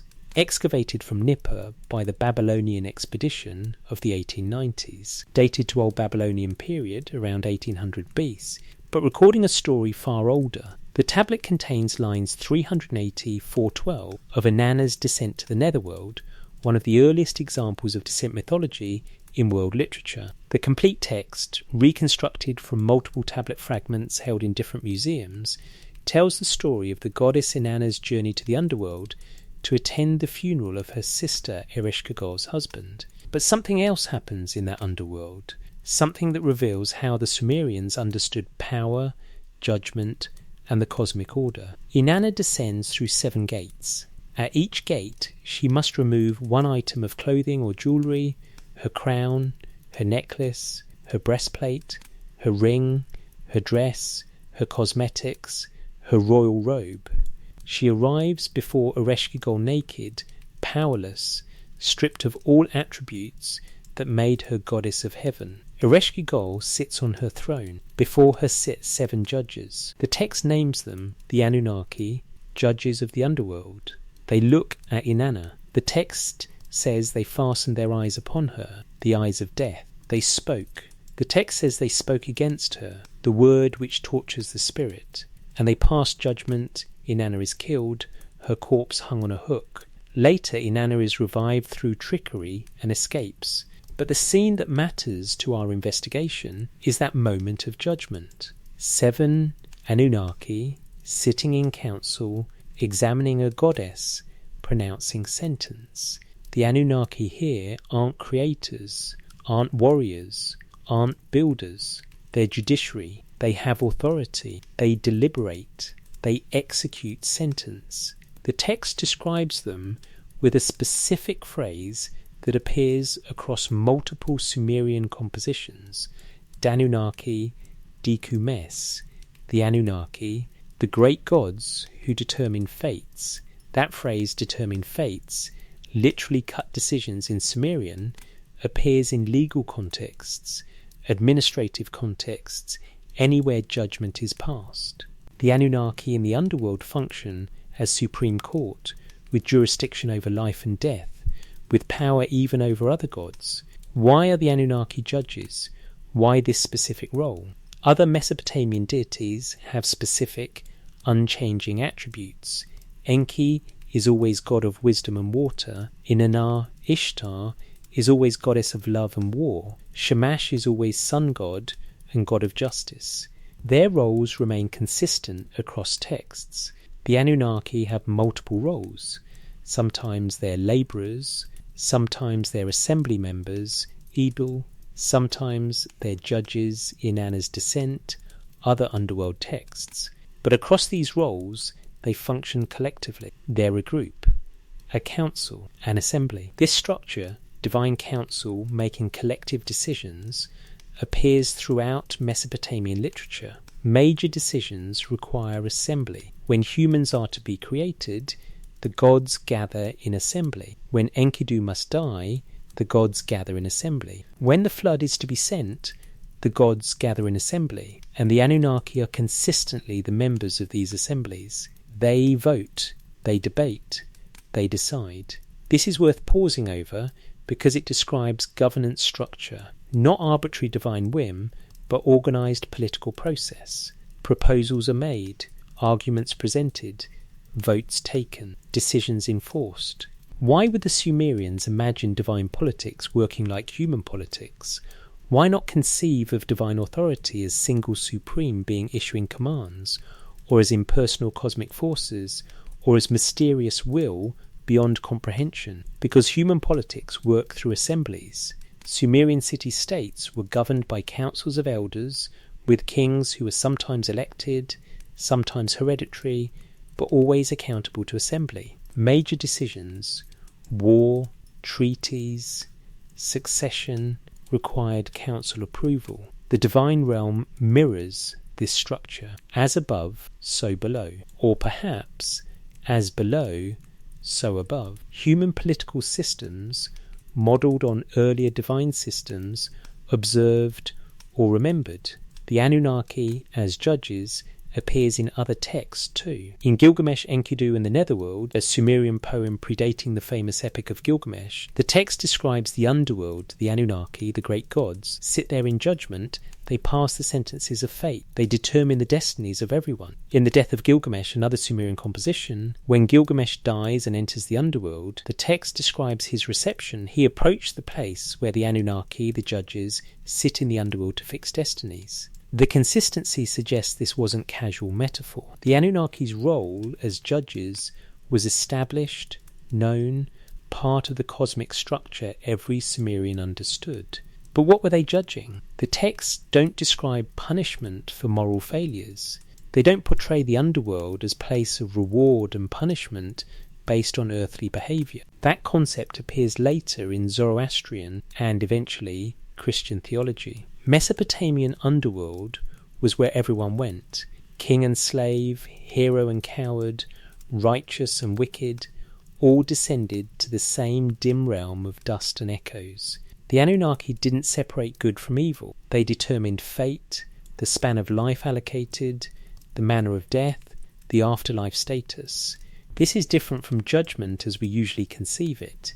It's more administrative. The Anunnaki, as underworld judges, functioned like registrars, verifying credentials, processing arrivals, assigning status in the afterlife hierarchy. Some individuals received special treatment. Gilgamesh, though mortal, receives honoured place among the dead. Heroes and kings occupied higher status. But this seems based on earthly rank, not moral behaviour. The Anunnaki enforced cosmic bureaucracy. They maintained order in death as in life. Why did Sumerians conceive of afterlife as bureaucratic? Perhaps because their earthly life was bureaucratic. Sumerian civilization ran on administration, records, allocations, assignments, status hierarchies. Extending this into afterlife made sense within their worldview. But there's another interpretation. If the Anunnaki were actual beings who established civilization, they might have established administrative systems both for living management and death processing. If you need to track populations, manage resources, maintain order across large numbers of people, you need bureaucracy. The Anunnaki as administrators make sense if their role was organisational. The texts describe this organisational role explicitly in other contexts. The Enuma Elish, after describing Marduk's victory and creation of humanity, lists the Anunnaki's duties. 50 of them receive assignments in heaven, 50 on earth. Each has specific function, maintaining star courses, managing water systems, supervising agriculture, overseeing crafts. This division of labour, this assignment of specific portfolios, this hierarchy of responsibility, it describes a functioning administrative system, not chaos, not arbitrary divine will, system. And the judges in the underworld were part of that system, the ultimate authority determining fate for everyone, including gods like Inanna. Their power in the underworld suggests they weren't subordinate minor deities. They had authority that even heaven realm gods had to acknowledge. When Inanna descended, she couldn't overrule them. When Enkidu died, Gilgamesh couldn't prevent his friend's appearance before them. When any mortal died, the Anunnaki's judgment was final. Where does this authority come from? In Mesopotamian divine genealogy, the Anunnaki are offspring of Anav and Enki, making them older than many other gods, including the younger generation of Enki, Enlil, and Inanna. Age conveyed authority in Mesopotamian culture. Elder gods had seniority. This generational structure appears across multiple texts.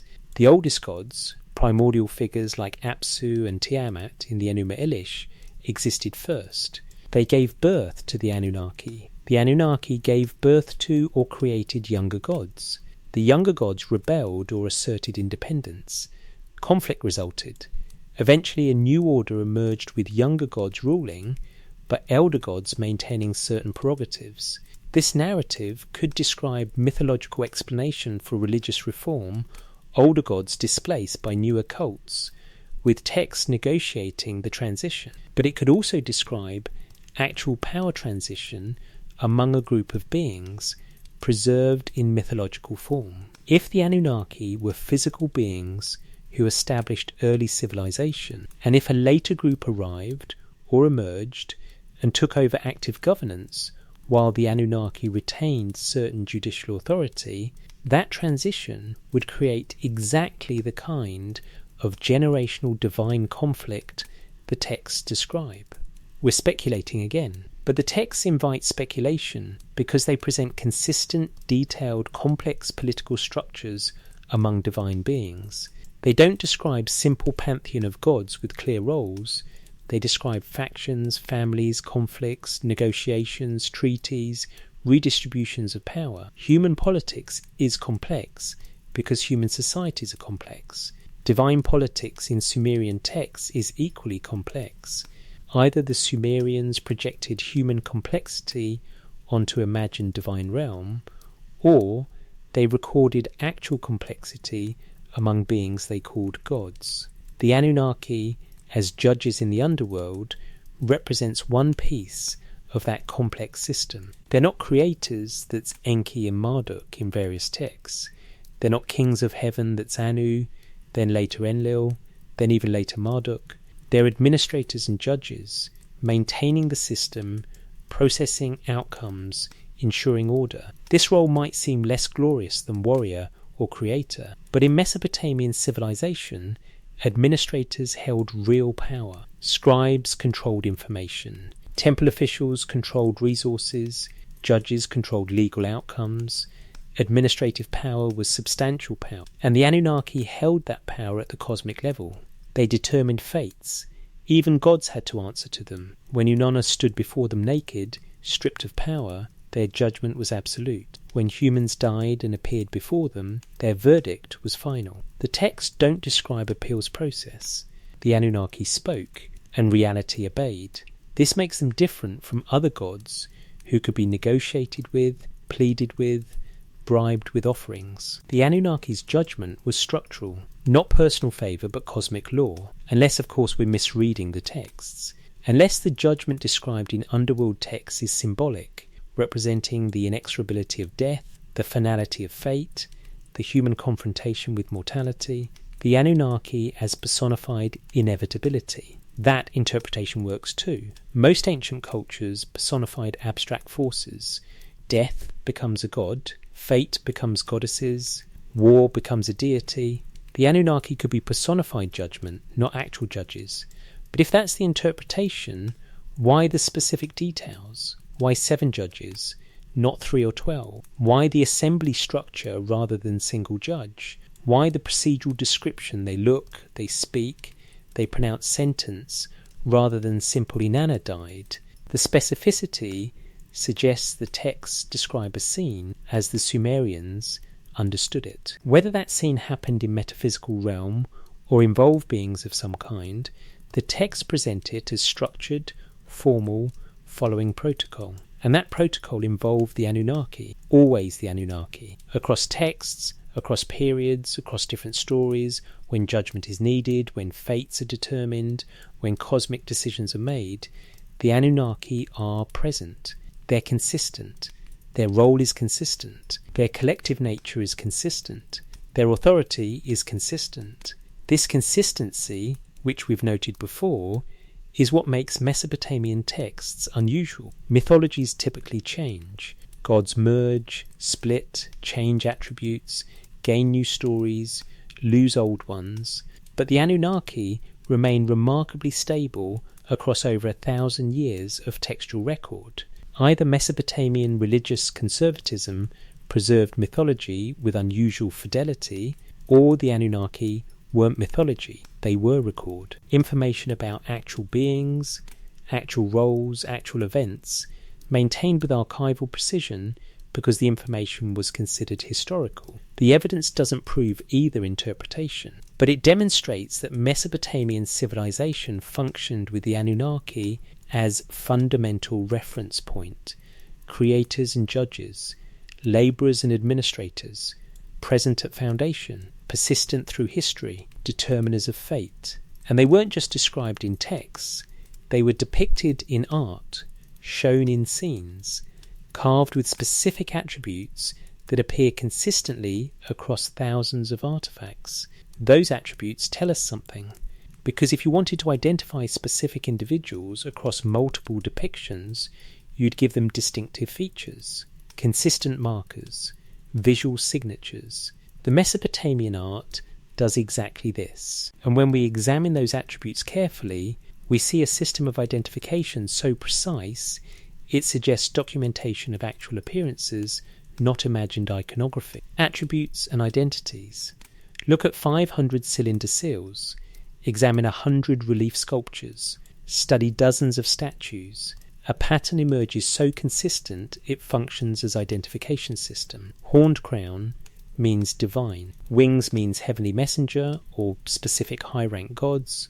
Water streams with fish means Enki. Rays from shoulders means Shamash. Lion companion means Ishtar. Plough means agricultural deity, possibly Enlil. Thunderbolt means storm god.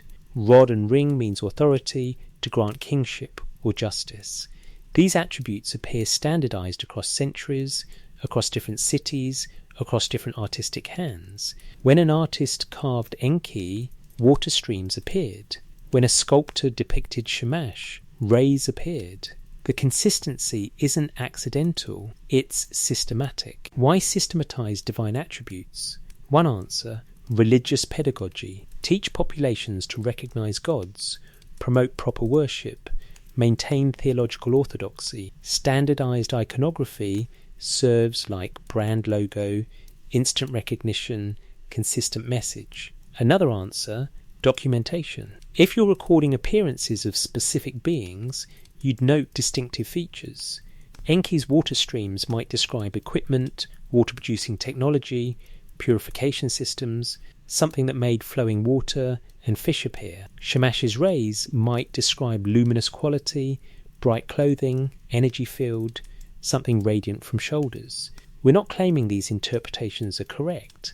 We're noting they're possible. The iconography can be read as symbolic or descriptive depending on framework. Let's examine specific examples.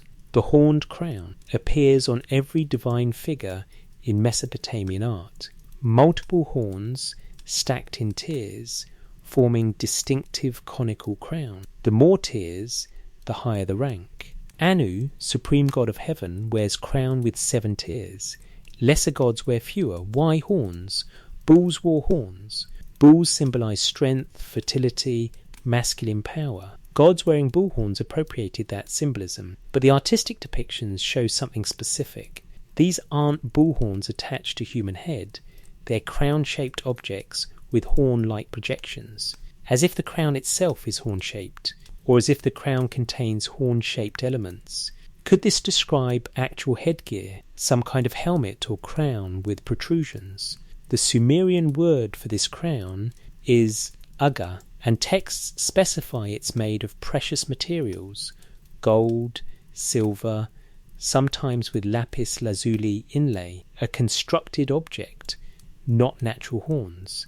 If the Anunnaki wore distinctive headgear for rank identification, for technological function, for cultural tradition, that headgear might be preserved in iconography as horned crown, not symbolic. Descriptive. Water streams from Enki's shoulders.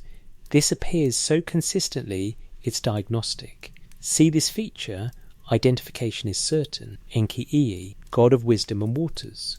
Why water from shoulders? Symbolic interpretation. Enki is source of fresh water, of irrigation that supports civilization. He embodies the aquifers, the underground water sources, the fertilizing floods. Water from shoulders symbolizes his essence flowing forth. Descriptive interpretation.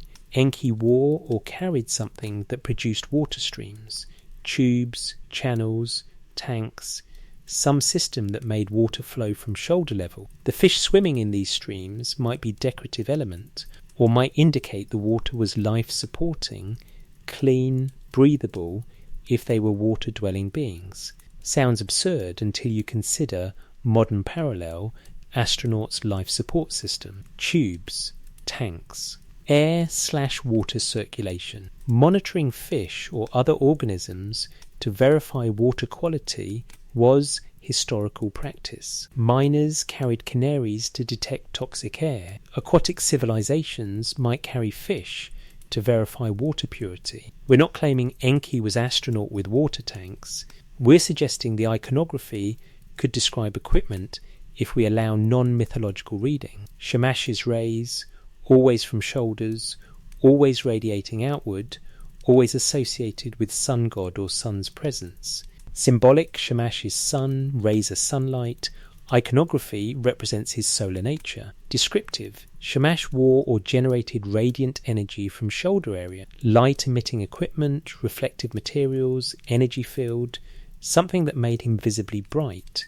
The texts support radiant interpretation. Descriptions of divine appearances often mention brightness, dazzling light, overwhelming radiance. When gods appear to humans in Mesopotamian texts, the human often can't look directly at them because of brightness.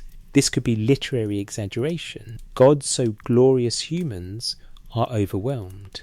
Or it could describe actual luminosity, beings or equipment bright enough to cause temporary blindness, memorable enough to be recorded as diagnostic feature. Ishtar's lions, she stands on them, rides them, is accompanied by them. Lion symbolizes her martial nature, her fierce sexuality, her dangerous power. But texts also describe her as lion-hearted, as leading armies, as personally dangerous in combat. Her association with lions might be symbolic, or might indicate she actually controlled large predators, trained them, bred them, used them in warfare. Ancient armies used animals.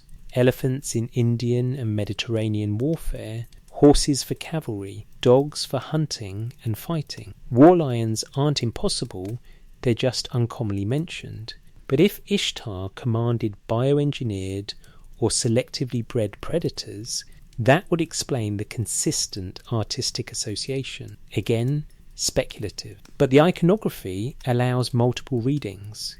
Wings on divine figures, some gods have them Nuota, various messenger deities, some don't. Enki, Enlil. Wings indicate capacity for flight, for movement between heaven and earth, for messenger function. Symbolic, wings represent divine mobility, transcendence, heavenly origin. Descriptive, wings represent flight capability, whether biological wings, winged clothing, or flight technology depicted as wings, because Sumerian art had no other vocabulary for rendering flight. The Anzu bird, a divine creature that appears in several texts, is specifically described as having wings that create terrible windstorms when it flies.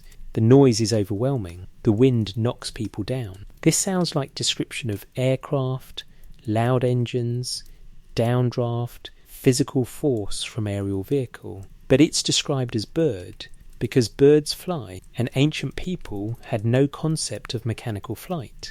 The description uses available terms to depict something outside normal experience. If some Anunnaki possessed flight capability and others didn't, perhaps rank-based, perhaps function-based, the artistic depictions would show exactly what we see. Some divine figures with wings, others without, wings as distinctive attribute indicating specific subgroup.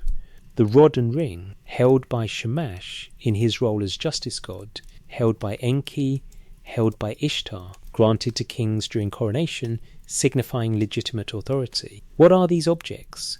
Scholarly consensus, symbols. Rod represents measuring tool, ring represents perfection or completeness. Together they symbolize just rule, proper measurement, fair judgment, but artistically they're depicted as physical objects, not abstract symbols floating in air, objects held, objects granted, objects received. If they're symbolic, why the physical emphasis? Alternative, they're actual objects, technological devices, authority tokens, communication tools, something granted to kings and judges to signify or enable legitimate power. The rod's length and ring's shape might be diagnostic of function, something activated by combination of linear element and circular element. We're deep in speculation now. But the point is, every iconographic element can be read as symbol or as description. Our default is symbol because we assume mythology. But if we suspend that assumption temporarily, descriptive readings become possible. Composite creatures. Mesopotamian art includes beings that mix attributes, human body with bull head, lion body with wings and human face, fish body with human torso. These are clearly mythological, right? Perhaps. Or perhaps they describe genetic engineering, cybernetic enhancement, or simply exaggerated depiction of beings wearing animal masks and costumes. The text describes some of these creatures, particularly the Abkalu, the seven sages, as Abgalmes, which the word means great ones of the waters. They're depicted as fish-garbed humans, human bodies wearing fish cloaks that cover the head and extend down the back, like cape. This doesn't require fantasy biology, it describes costume. Special garments identifying a class of teacher priests. The fish garment might have functioned like academic robes, indicating status, learning, authority, but artists sometimes depicted the Apkallu as actual fishmen, fish head on human body. This could be artistic shorthand, becomes identity in visual layer or misunderstanding across time to artists not realizing it was costume, depicting it as biology. The point, even composite creatures, which seem most obviously mythological, can have alternate explanations if we allow for documentation distorted by time, artistic convention, and limitation of visual vocabulary. We're not insisting on these alternate readings. We're demonstrating that Mesopotamian iconography doesn't prove mythology any more than it proves documentation. The attributes are consistent, which suggests importance. Whether that importance is symbolic or descriptive remains open question. But here's what the consistency does prove. Mesopotamian civilization maintained detailed identification system for divine figures over thousands of years. Every artist knew how to depict Enki, Shamash, Ishtar, Ningirsu. Every viewer could identify. This matters because it demonstrates shared cultural knowledge. Not vague the gods exist, but specific this god looks like this, that god looks like that. Precision, detail. Consistency. You see this level of precision in documentation, police sketches, wanted posters, portrait galleries, identification cards. You see it when identifying specific individuals matters.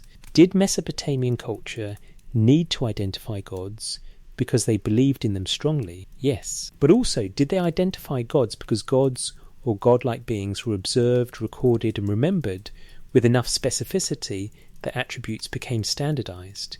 The art doesn't answer this, but it preserves the standardization. And when we combine that standardized visual record with the standardized textual record, names, roles, genealogies, actions, all remarkably consistent, we face a civilization that treated the Anunnaki as objectively real as they treated their kings. Whether that reality was theological or historical, symbolic or physical, imagined or remembered, the evidence shows Mesopotamian civilization functioned as if the Anunnaki were real, documented, identifiable, and persistently present across their cultural memory. And if we take that documentation seriously, not as proof, but as testimony worth examining, we face a provocative possibility. What if the Sumerians weren't creating mythology? What if they were keeping records? The alternative reading. Everything we've examined can be interpreted two ways. The art can be religious symbolism or visual documentation. The text can be mythology or historical record. The consistency can result from conservative theology or from preserving information. Both interpretations fit the evidence. Neither is provable. But let's explore what changes if we provisionally accept the alternative reading. The Sumerians were documenting encounters with non-human intelligence they called the Anunnaki. Not proving it, exploring it. First, the timeline becomes significant.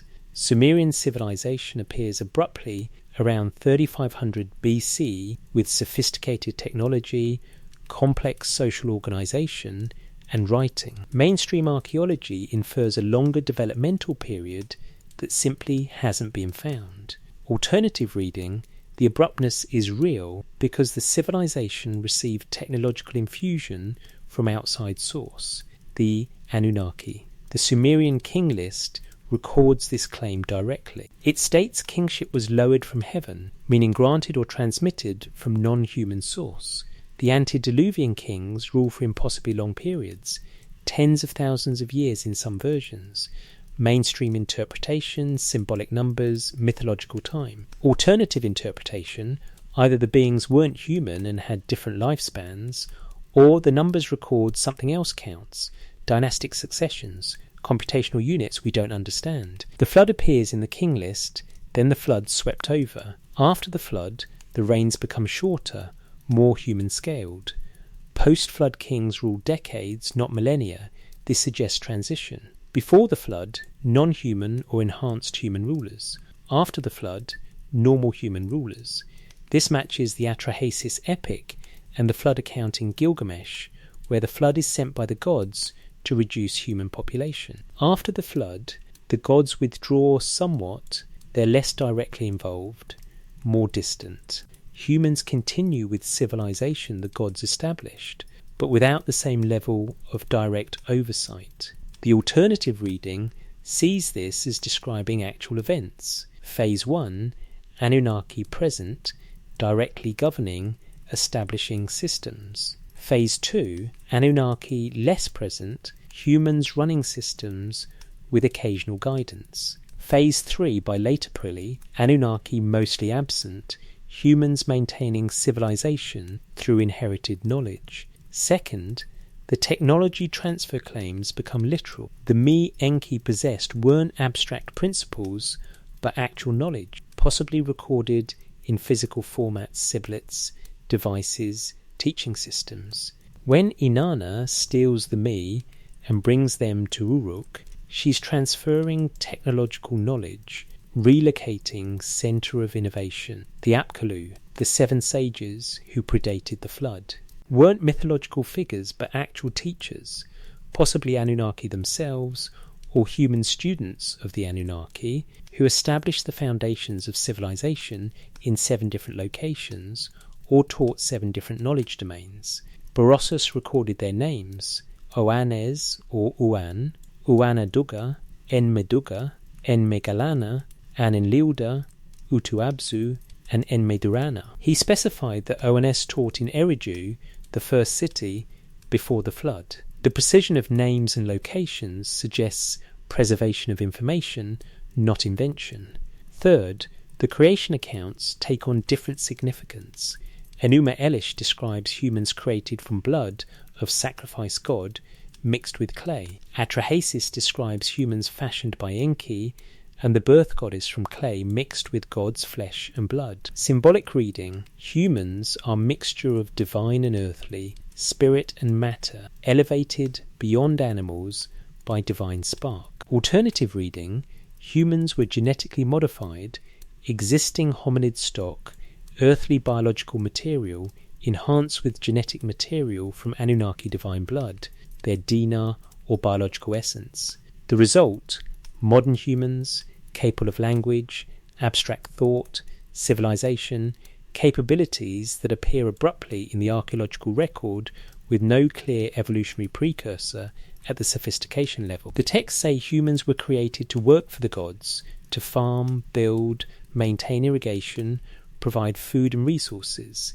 This has always been read as humans serving gods through religious obligation. Alternative reading, humans were created as labour force for actual physical tasks the Anunnaki needed done. The temple economy, where citizens provided labour and goods to temples, preserved this original arrangement. Fourth, divine human interactions become contact events. Gudia's dreams, contact through altered consciousness, communication of technical information, guidance for construction. The various theophanies, where gods appear to individuals, physical encounters with beings humans recognized as gods because of their attributes, size, radiance, knowledge, technology. The intermarriage between sons of gods and daughters of men, mentioned briefly in the Sumerian texts and more extensively in biblical texts, Genesis 6,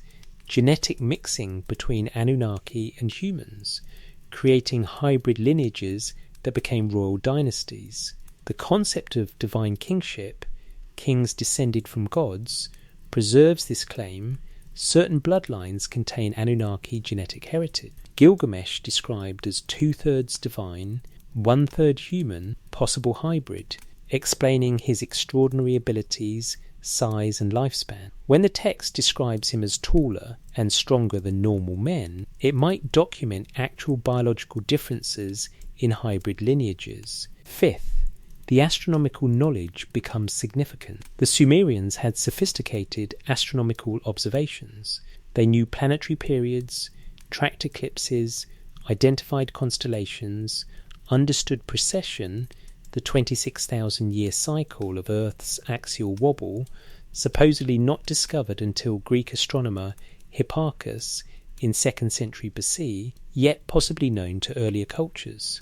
Their mathematical system used base 60, which we still use for time and angles. Why base 60? Mainstream answer, convenient for division, having many factors. Alternative consideration, inherited system from more advanced culture that had specific reason for that base, perhaps matching natural cycles, perhaps compatible with their own physiology or timekeeping. The calendar system, with its 12-month year and periodic adjustment mechanisms, demonstrates understanding of Earth's orbit and solar year.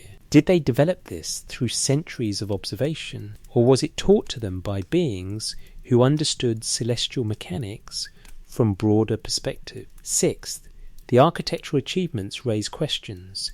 Ziggurats, massive step platforms reaching towards sky, each level painted different colour, representing different celestial realm or planetary level. They served as temples, but their structure suggests something else too. Platforms for observation, communication, possibly landing or launching. The Sumerian word for ziggurat relates to reaching upward or building high. The Tower of Babel story in Genesis, which describes humanity trying to build tower, reaching heaven and being stopped by gods, might preserve memory of actual architectural projects, where humans attempted to replicate Anunnaki technology or reach Anunnaki realm and were prevented. The precision of temple construction, with astronomical alignments accurate to small fractions of degrees, demonstrates either remarkable mathematical skill or access to advanced surveying tools. Some temples incorporate acoustic features, chambers with enhanced resonance, channels that amplify or direct sound in specific ways. Accident, clever engineering, or incorporation of principles taught by more advanced culture. Seventh, the disappearance narrative explains later history. By the mid-2nd millennium BC, texts describe the gods as more distant, less responsive, harder to contact. The literature takes on nostalgic tone, remembering when gods walked among humans, when divine human contact was common. This shift could reflect changing theology, moving from immanent gods to transcendent deity. Or it could describe actual withdrawal, Anunnaki leaving, reducing their presence, allowing humanity to develop independently after providing foundation. The memory aspect becomes crucial in this reading. Humans remember the contact, preserve the knowledge, maintain the systems, but gradually lose understanding of origins. Early texts preserve clear information, specific names, specific events, specific technology. Later texts show degradation. Information becomes more symbolic, more mythologized, more distorted by time. By the time we reach the 1st millennium BC, much is already lost. Scribes copy old texts without fully understanding them. Rituals are performed because tradition demands it, but original purpose is forgotten. The Anunnaki become theoretical beings, theology rather than memory. Eighth, the global parallels suggest something widespread. The alternative reading doesn't claim Sumerians alone had contact. It notes that cultures worldwide have similar claims. Gods from sky teaching civilization, golden age when gods walked earth, flood that destroyed that age, humanity continuing with inherited knowledge. Egyptian texts describe the Neteru establishing kingship. Hindu Vedas describe the Devas interacting with humans, teaching, fighting, interbreeding. Mesoamerican traditions describe Quetzalcoatl and other gods bringing civilization. Greek traditions describe titans and Olympians involved in human affairs. Chinese legends describe the 3 sovereigns and 5 emperors, superhuman rulers who taught civilization. Either every ancient culture independently invented similar mythology, or they're all preserving different cultural memories of similar events.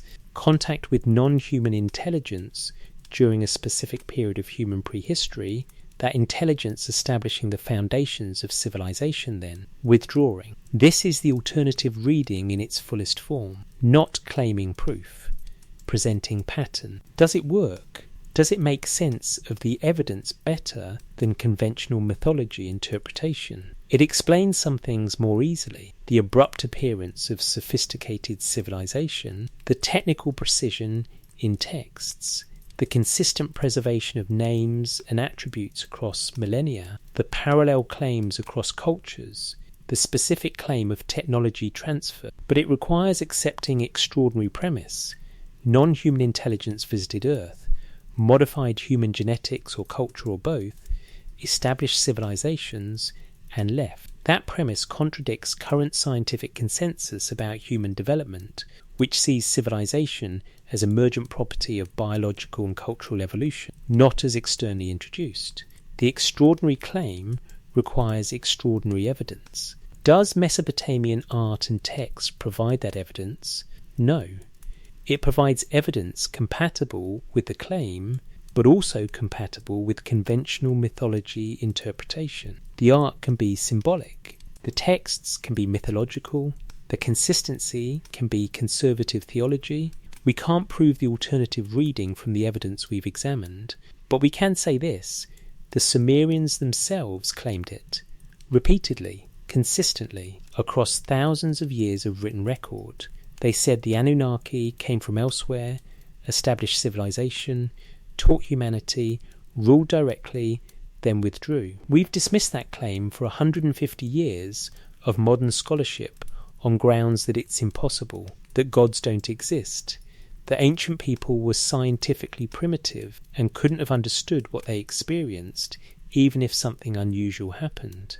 But what if we've been too quick to dismiss? What if we took their claim at face value, not as proven fact, but as testimony worth serious investigation? That doesn't mean accepting ancient astronaut theories uncritically. It means examining evidence more carefully, looking for anomalies mainstream frameworks don't address, keeping minds open to possibilities beyond current paradigms. Because the evidence does have anomalies, and mainstream scholarship acknowledges them, then explains them away with varying degrees of satisfaction. What mainstream overlooks? Mainstream Assyriology is sophisticated, rigorous, evidence-based discipline. Scholars spend careers mastering dead languages, analysing archaeological contexts, comparing texts, building historical frameworks. Their work is invaluable. Without it, we'd have no access to Mesopotamian civilization at all. But every interpretive framework has blind spots, things it can't easily explain, phenomena that don't fit comfortably, anomalies that get acknowledged, catalogued, then set aside as interesting but not paradigm threatening. Let's examine specific anomalies the mainstream acknowledges but doesn't satisfactorily explain. First, the sophistication appearing immediately. The very earliest Sumerian cities show urban planning, streets laid in grid patterns, drainage systems, dedicated quarters for different industries, monumental public architecture. This level of organisation supposedly develops over centuries of gradual urbanisation. Yet at Uruk, it appears in the archaeological record already formed.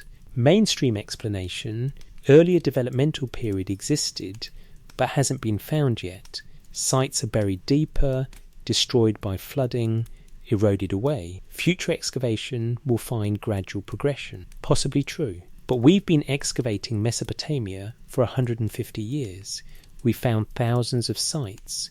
We have good coverage of the sequence. The progression from Ubaid villages, relatively simple agricultural communities, to Uruk city's Benti is abrupt in the archaeological record. The anomaly remains. Civilization appears more suddenly than evolutionary models predict.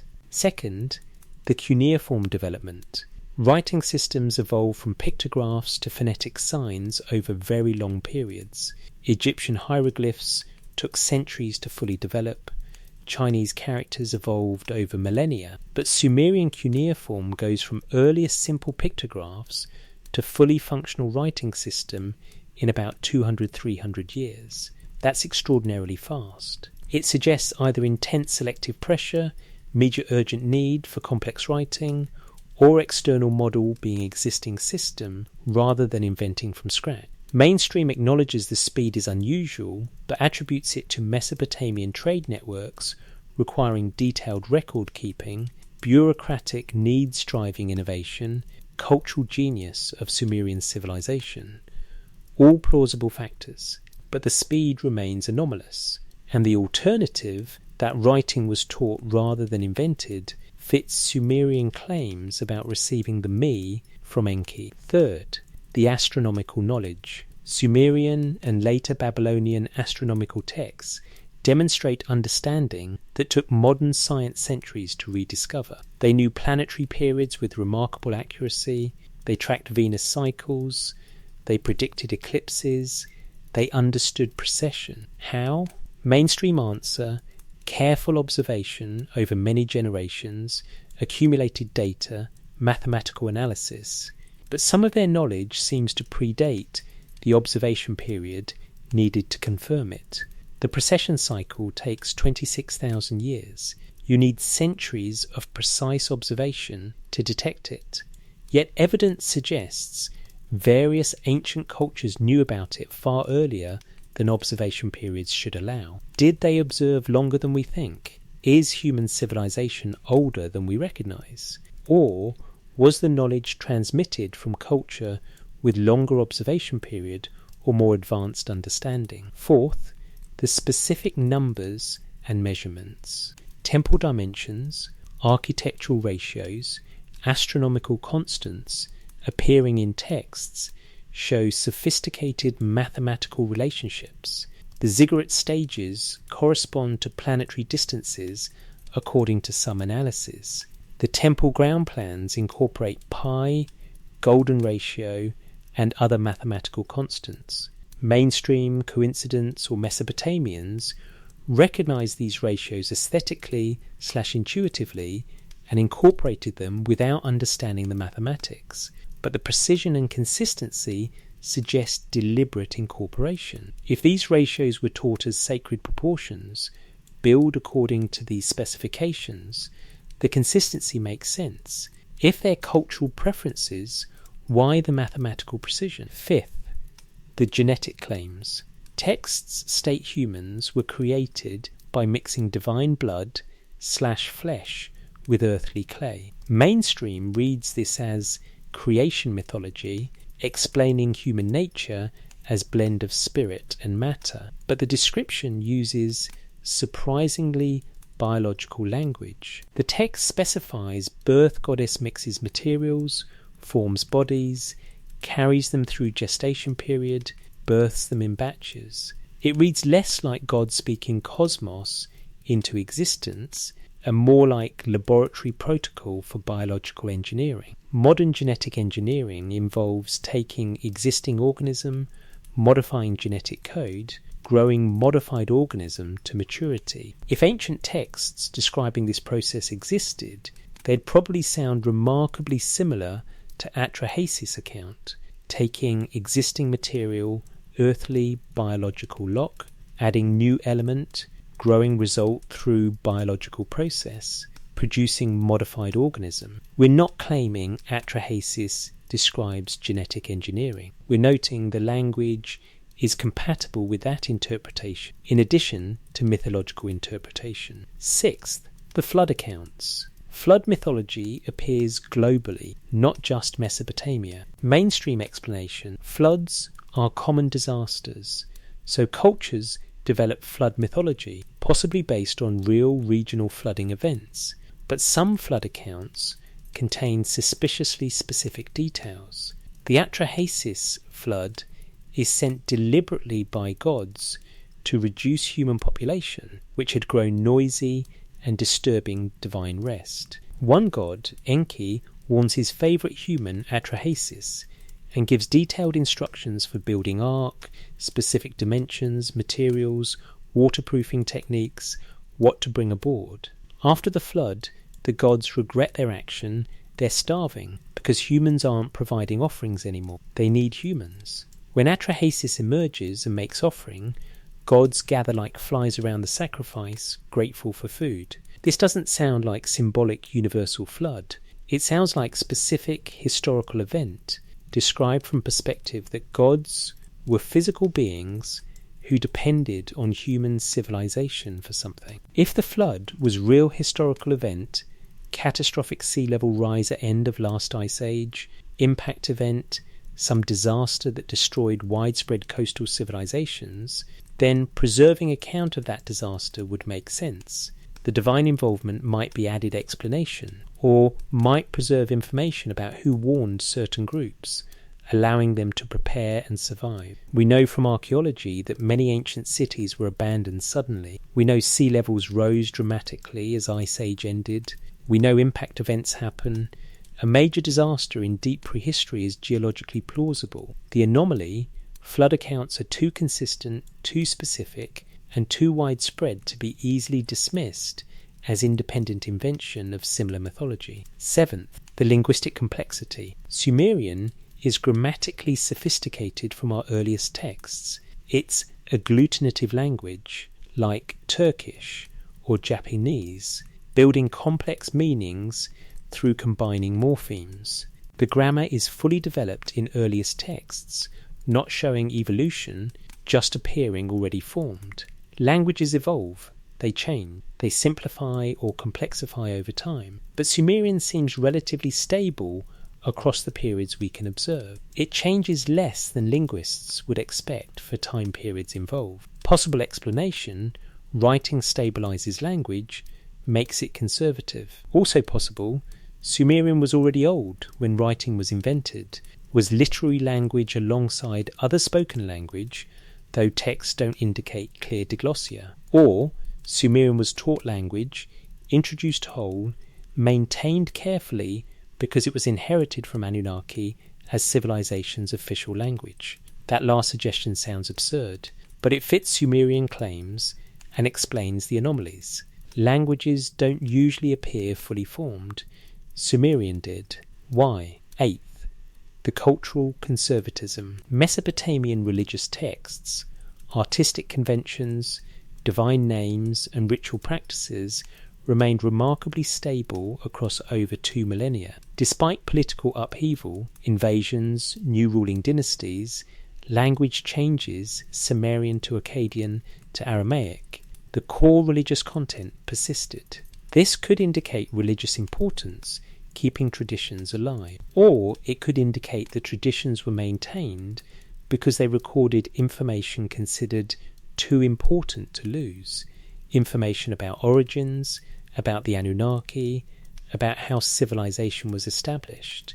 Cultures that believe their traditions are mythological or symbolic feel free to modify them. Cultures that believe their traditions are historical tend to preserve them more carefully. Mesopotamian culture's conservatism suggests they treated these accounts as historical, not metaphorical. Ninth, the technological vocabulary. Texts sometimes describe divine objects or weapons using terms scholars can't fully translate because the references are unclear. The Anzu bird steals the Tablet of Destinies from Enlil, a physical object that somehow conveys authority over cosmos. What is it? Mainstream, symbolic object representing divine sovereignty. Alternative, device that controlled something real, communication system, computer, administrative tool.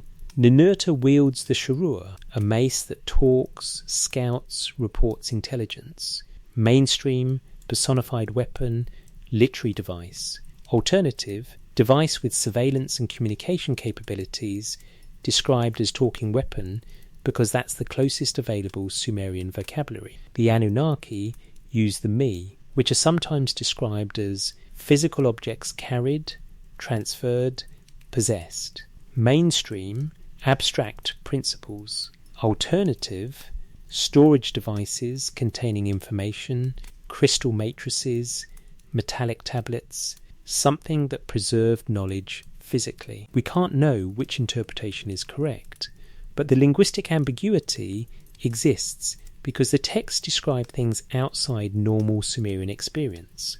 When they describe familiar objects, pots, grain, sheep, temples, the language is clear. When they describe divine objects, the language becomes vague, metaphorical, confused.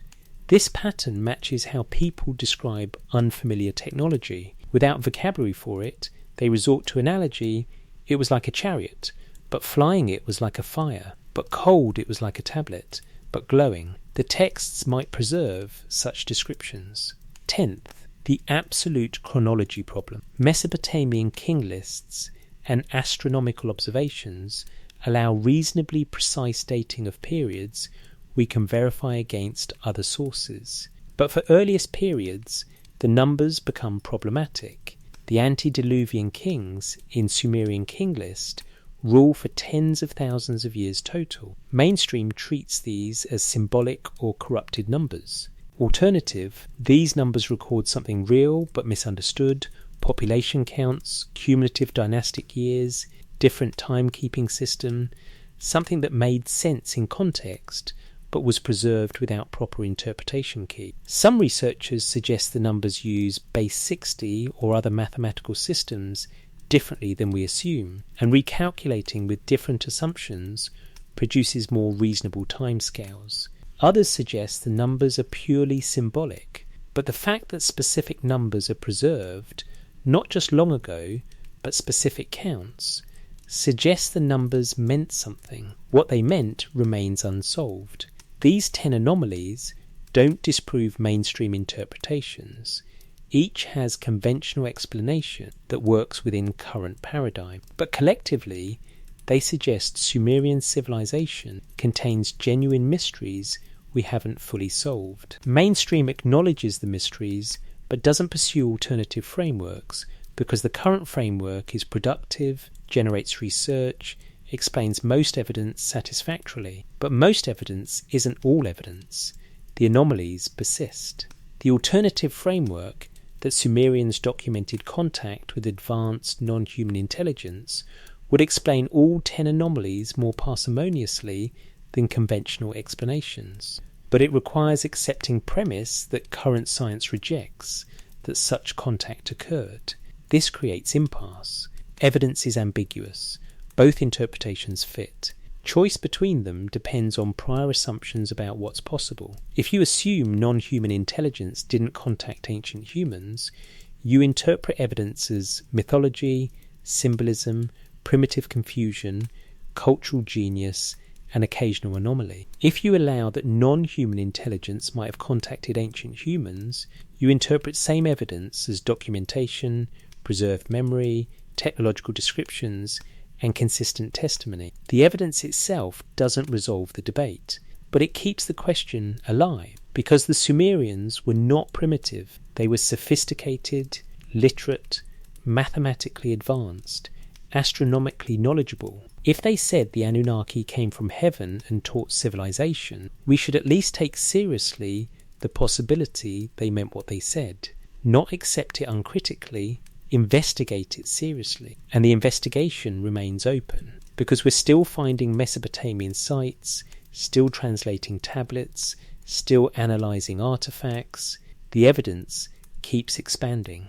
What we've examined tonight, the seals, the reliefs, the statues, the texts, represents fraction of available material. Thousands of tablets sit untranslated.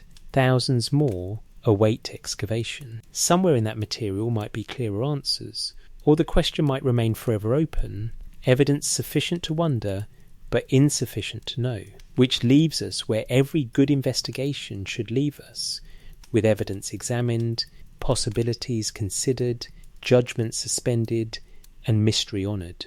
The question remains.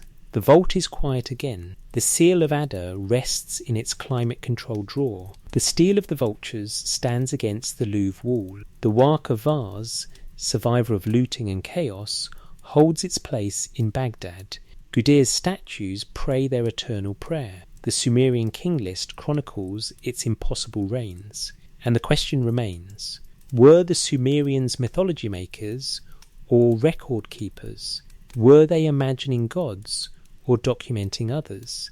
Were they inventing civilization's origin story or preserving memory of how it actually began? We've looked at evidence, physical objects you can visit in museums, examine in person, verify exists, translations from actual clay tablets with catalogue numbers and scholarly references, images carved by ancient hands showing scenes that, whether symbolic or documentary, were important enough to render permanent in stone. We've seen consistency, the Anunnaki appearing across texts with same names, same roles, same attributes, divine figures depicted in art matching textual descriptions, architectural achievements matching descriptions of divine instruction, astronomical knowledge matching claims of heavenly teaching. We've noted anomalies, civilization appearing abruptly, writing developing rapidly,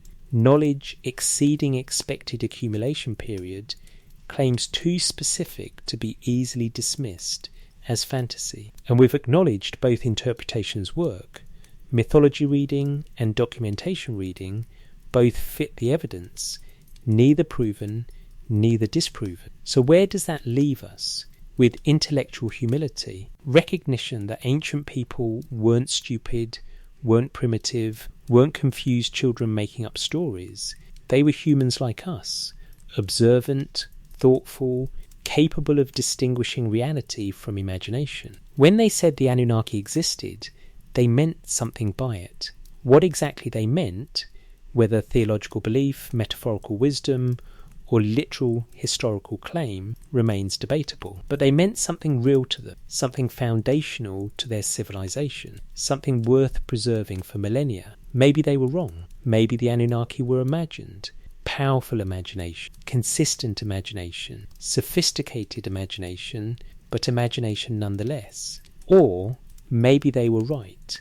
Maybe beings came, taught, built, departed. Maybe human civilization is younger than we think, but was catalyzed by something external. Maybe the gods were others, and others were physical, and physical means discoverable through evidence. If the latter is true, more evidence exists, somewhere, perhaps in untranslated tablets describing technologies we'd now recognize, perhaps in genetic markers showing manipulation events in human prehistory, perhaps in artifacts with properties that don't fit historical context, perhaps in patterns across ancient sites, alignments, constructions, knowledge distributions that suggest coordination beyond cultural diffusion. Researchers continue investigating. Not mainstream researchers usually. They have careers to protect, paradigms to honour, peer review to satisfy. But independent researchers, amateur archaeologists, open-minded scholars willing to risk reputation for truth, continue asking uncomfortable questions. Some find promising leads, some find nothing. Some find what they're looking for, regardless of whether it's there, a risk in any investigation driven by preconception. But the question itself is legitimate. Could ancient testimony about non-human intelligence be literally true rather than mythologically true? That question doesn't disrespect ancient cultures. It takes them seriously. It says, you claimed this happened, we've dismissed your claim for generations, but maybe we should reconsider. Reconsideration doesn't equal acceptance. It means genuinely examining evidence, admitting anomalies exist, acknowledging current paradigms don't explain everything perfectly, staying open to revision if new evidence emerges. Science works this way at its best. Observation, hypothesis, testing, revision. The hypothesis ancient gods were mythological is dominant paradigm. The hypothesis ancient gods were physical others is alternative framework. Both should be testable against evidence. Both should be held provisionally pending better data. Currently, mythology hypothesis has more academic support because it requires fewer extraordinary assumptions. It fits worldview where humans developed civilization through natural processes, where gods were cultural constructions, where nothing outside current scientific understanding was happening. The alternative hypothesis requires accepting advanced non-human intelligence existed and interacted with humans during civilization's founding period. That's extraordinary claim requiring extraordinary evidence, which we don't have yet. We have evidence compatible with the claim, but not evidence proving it. So the question remains open. And that's acceptable. That's honest. That's where the evidence actually leaves us. Uncertain, wondering, investigating further. What should you do with this information? First, verify it. We've cited specific artifacts, specific museums, specific catalogue numbers. Look them up. Examine photographs. Read translations. Confirm the evidence exists as described. Don't accept our presentation uncritically. Second, read more. Primary sources when possible. Actual translations of texts like Atrahasis, Enuma Elish, Gilgamesh. See what Sumerians actually said, not filtered through modern interpretation. Resources exist online. Exaggeration, electronic text corpus of Sumerian literature, CD-Li Neem Digital Library Initiative, museum databases with high-resolution images. Third, think critically. Hold both interpretations, mythology and documentation, simultaneously. See which explains specific evidence better. Notice where mainstream interpretation struggles. Notice where alternative interpretation speculates beyond evidence. Be honest about strengths and weaknesses of both frameworks. Fourth, stay curious. New discoveries happen constantly. Satellite archaeology finds new sites.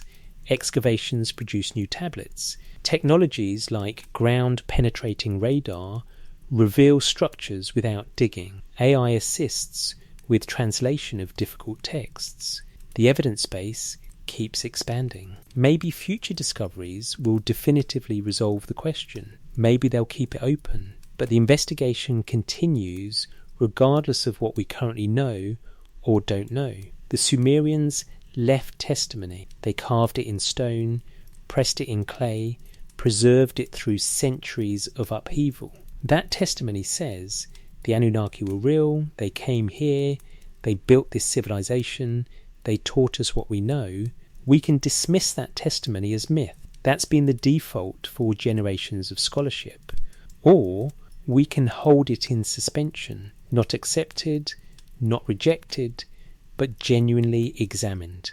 If you're listening from somewhere quiet, the middle of night, the end of a long day, those liminal hours when big questions feel possible, take a moment to sit with the mystery, not to solve it, just to acknowledge it. Human civilization is either extraordinary accident, random combinations producing language, art, cities, science through purely natural processes, or it's something else, something with more intention behind it, something guided, taught, catalyzed.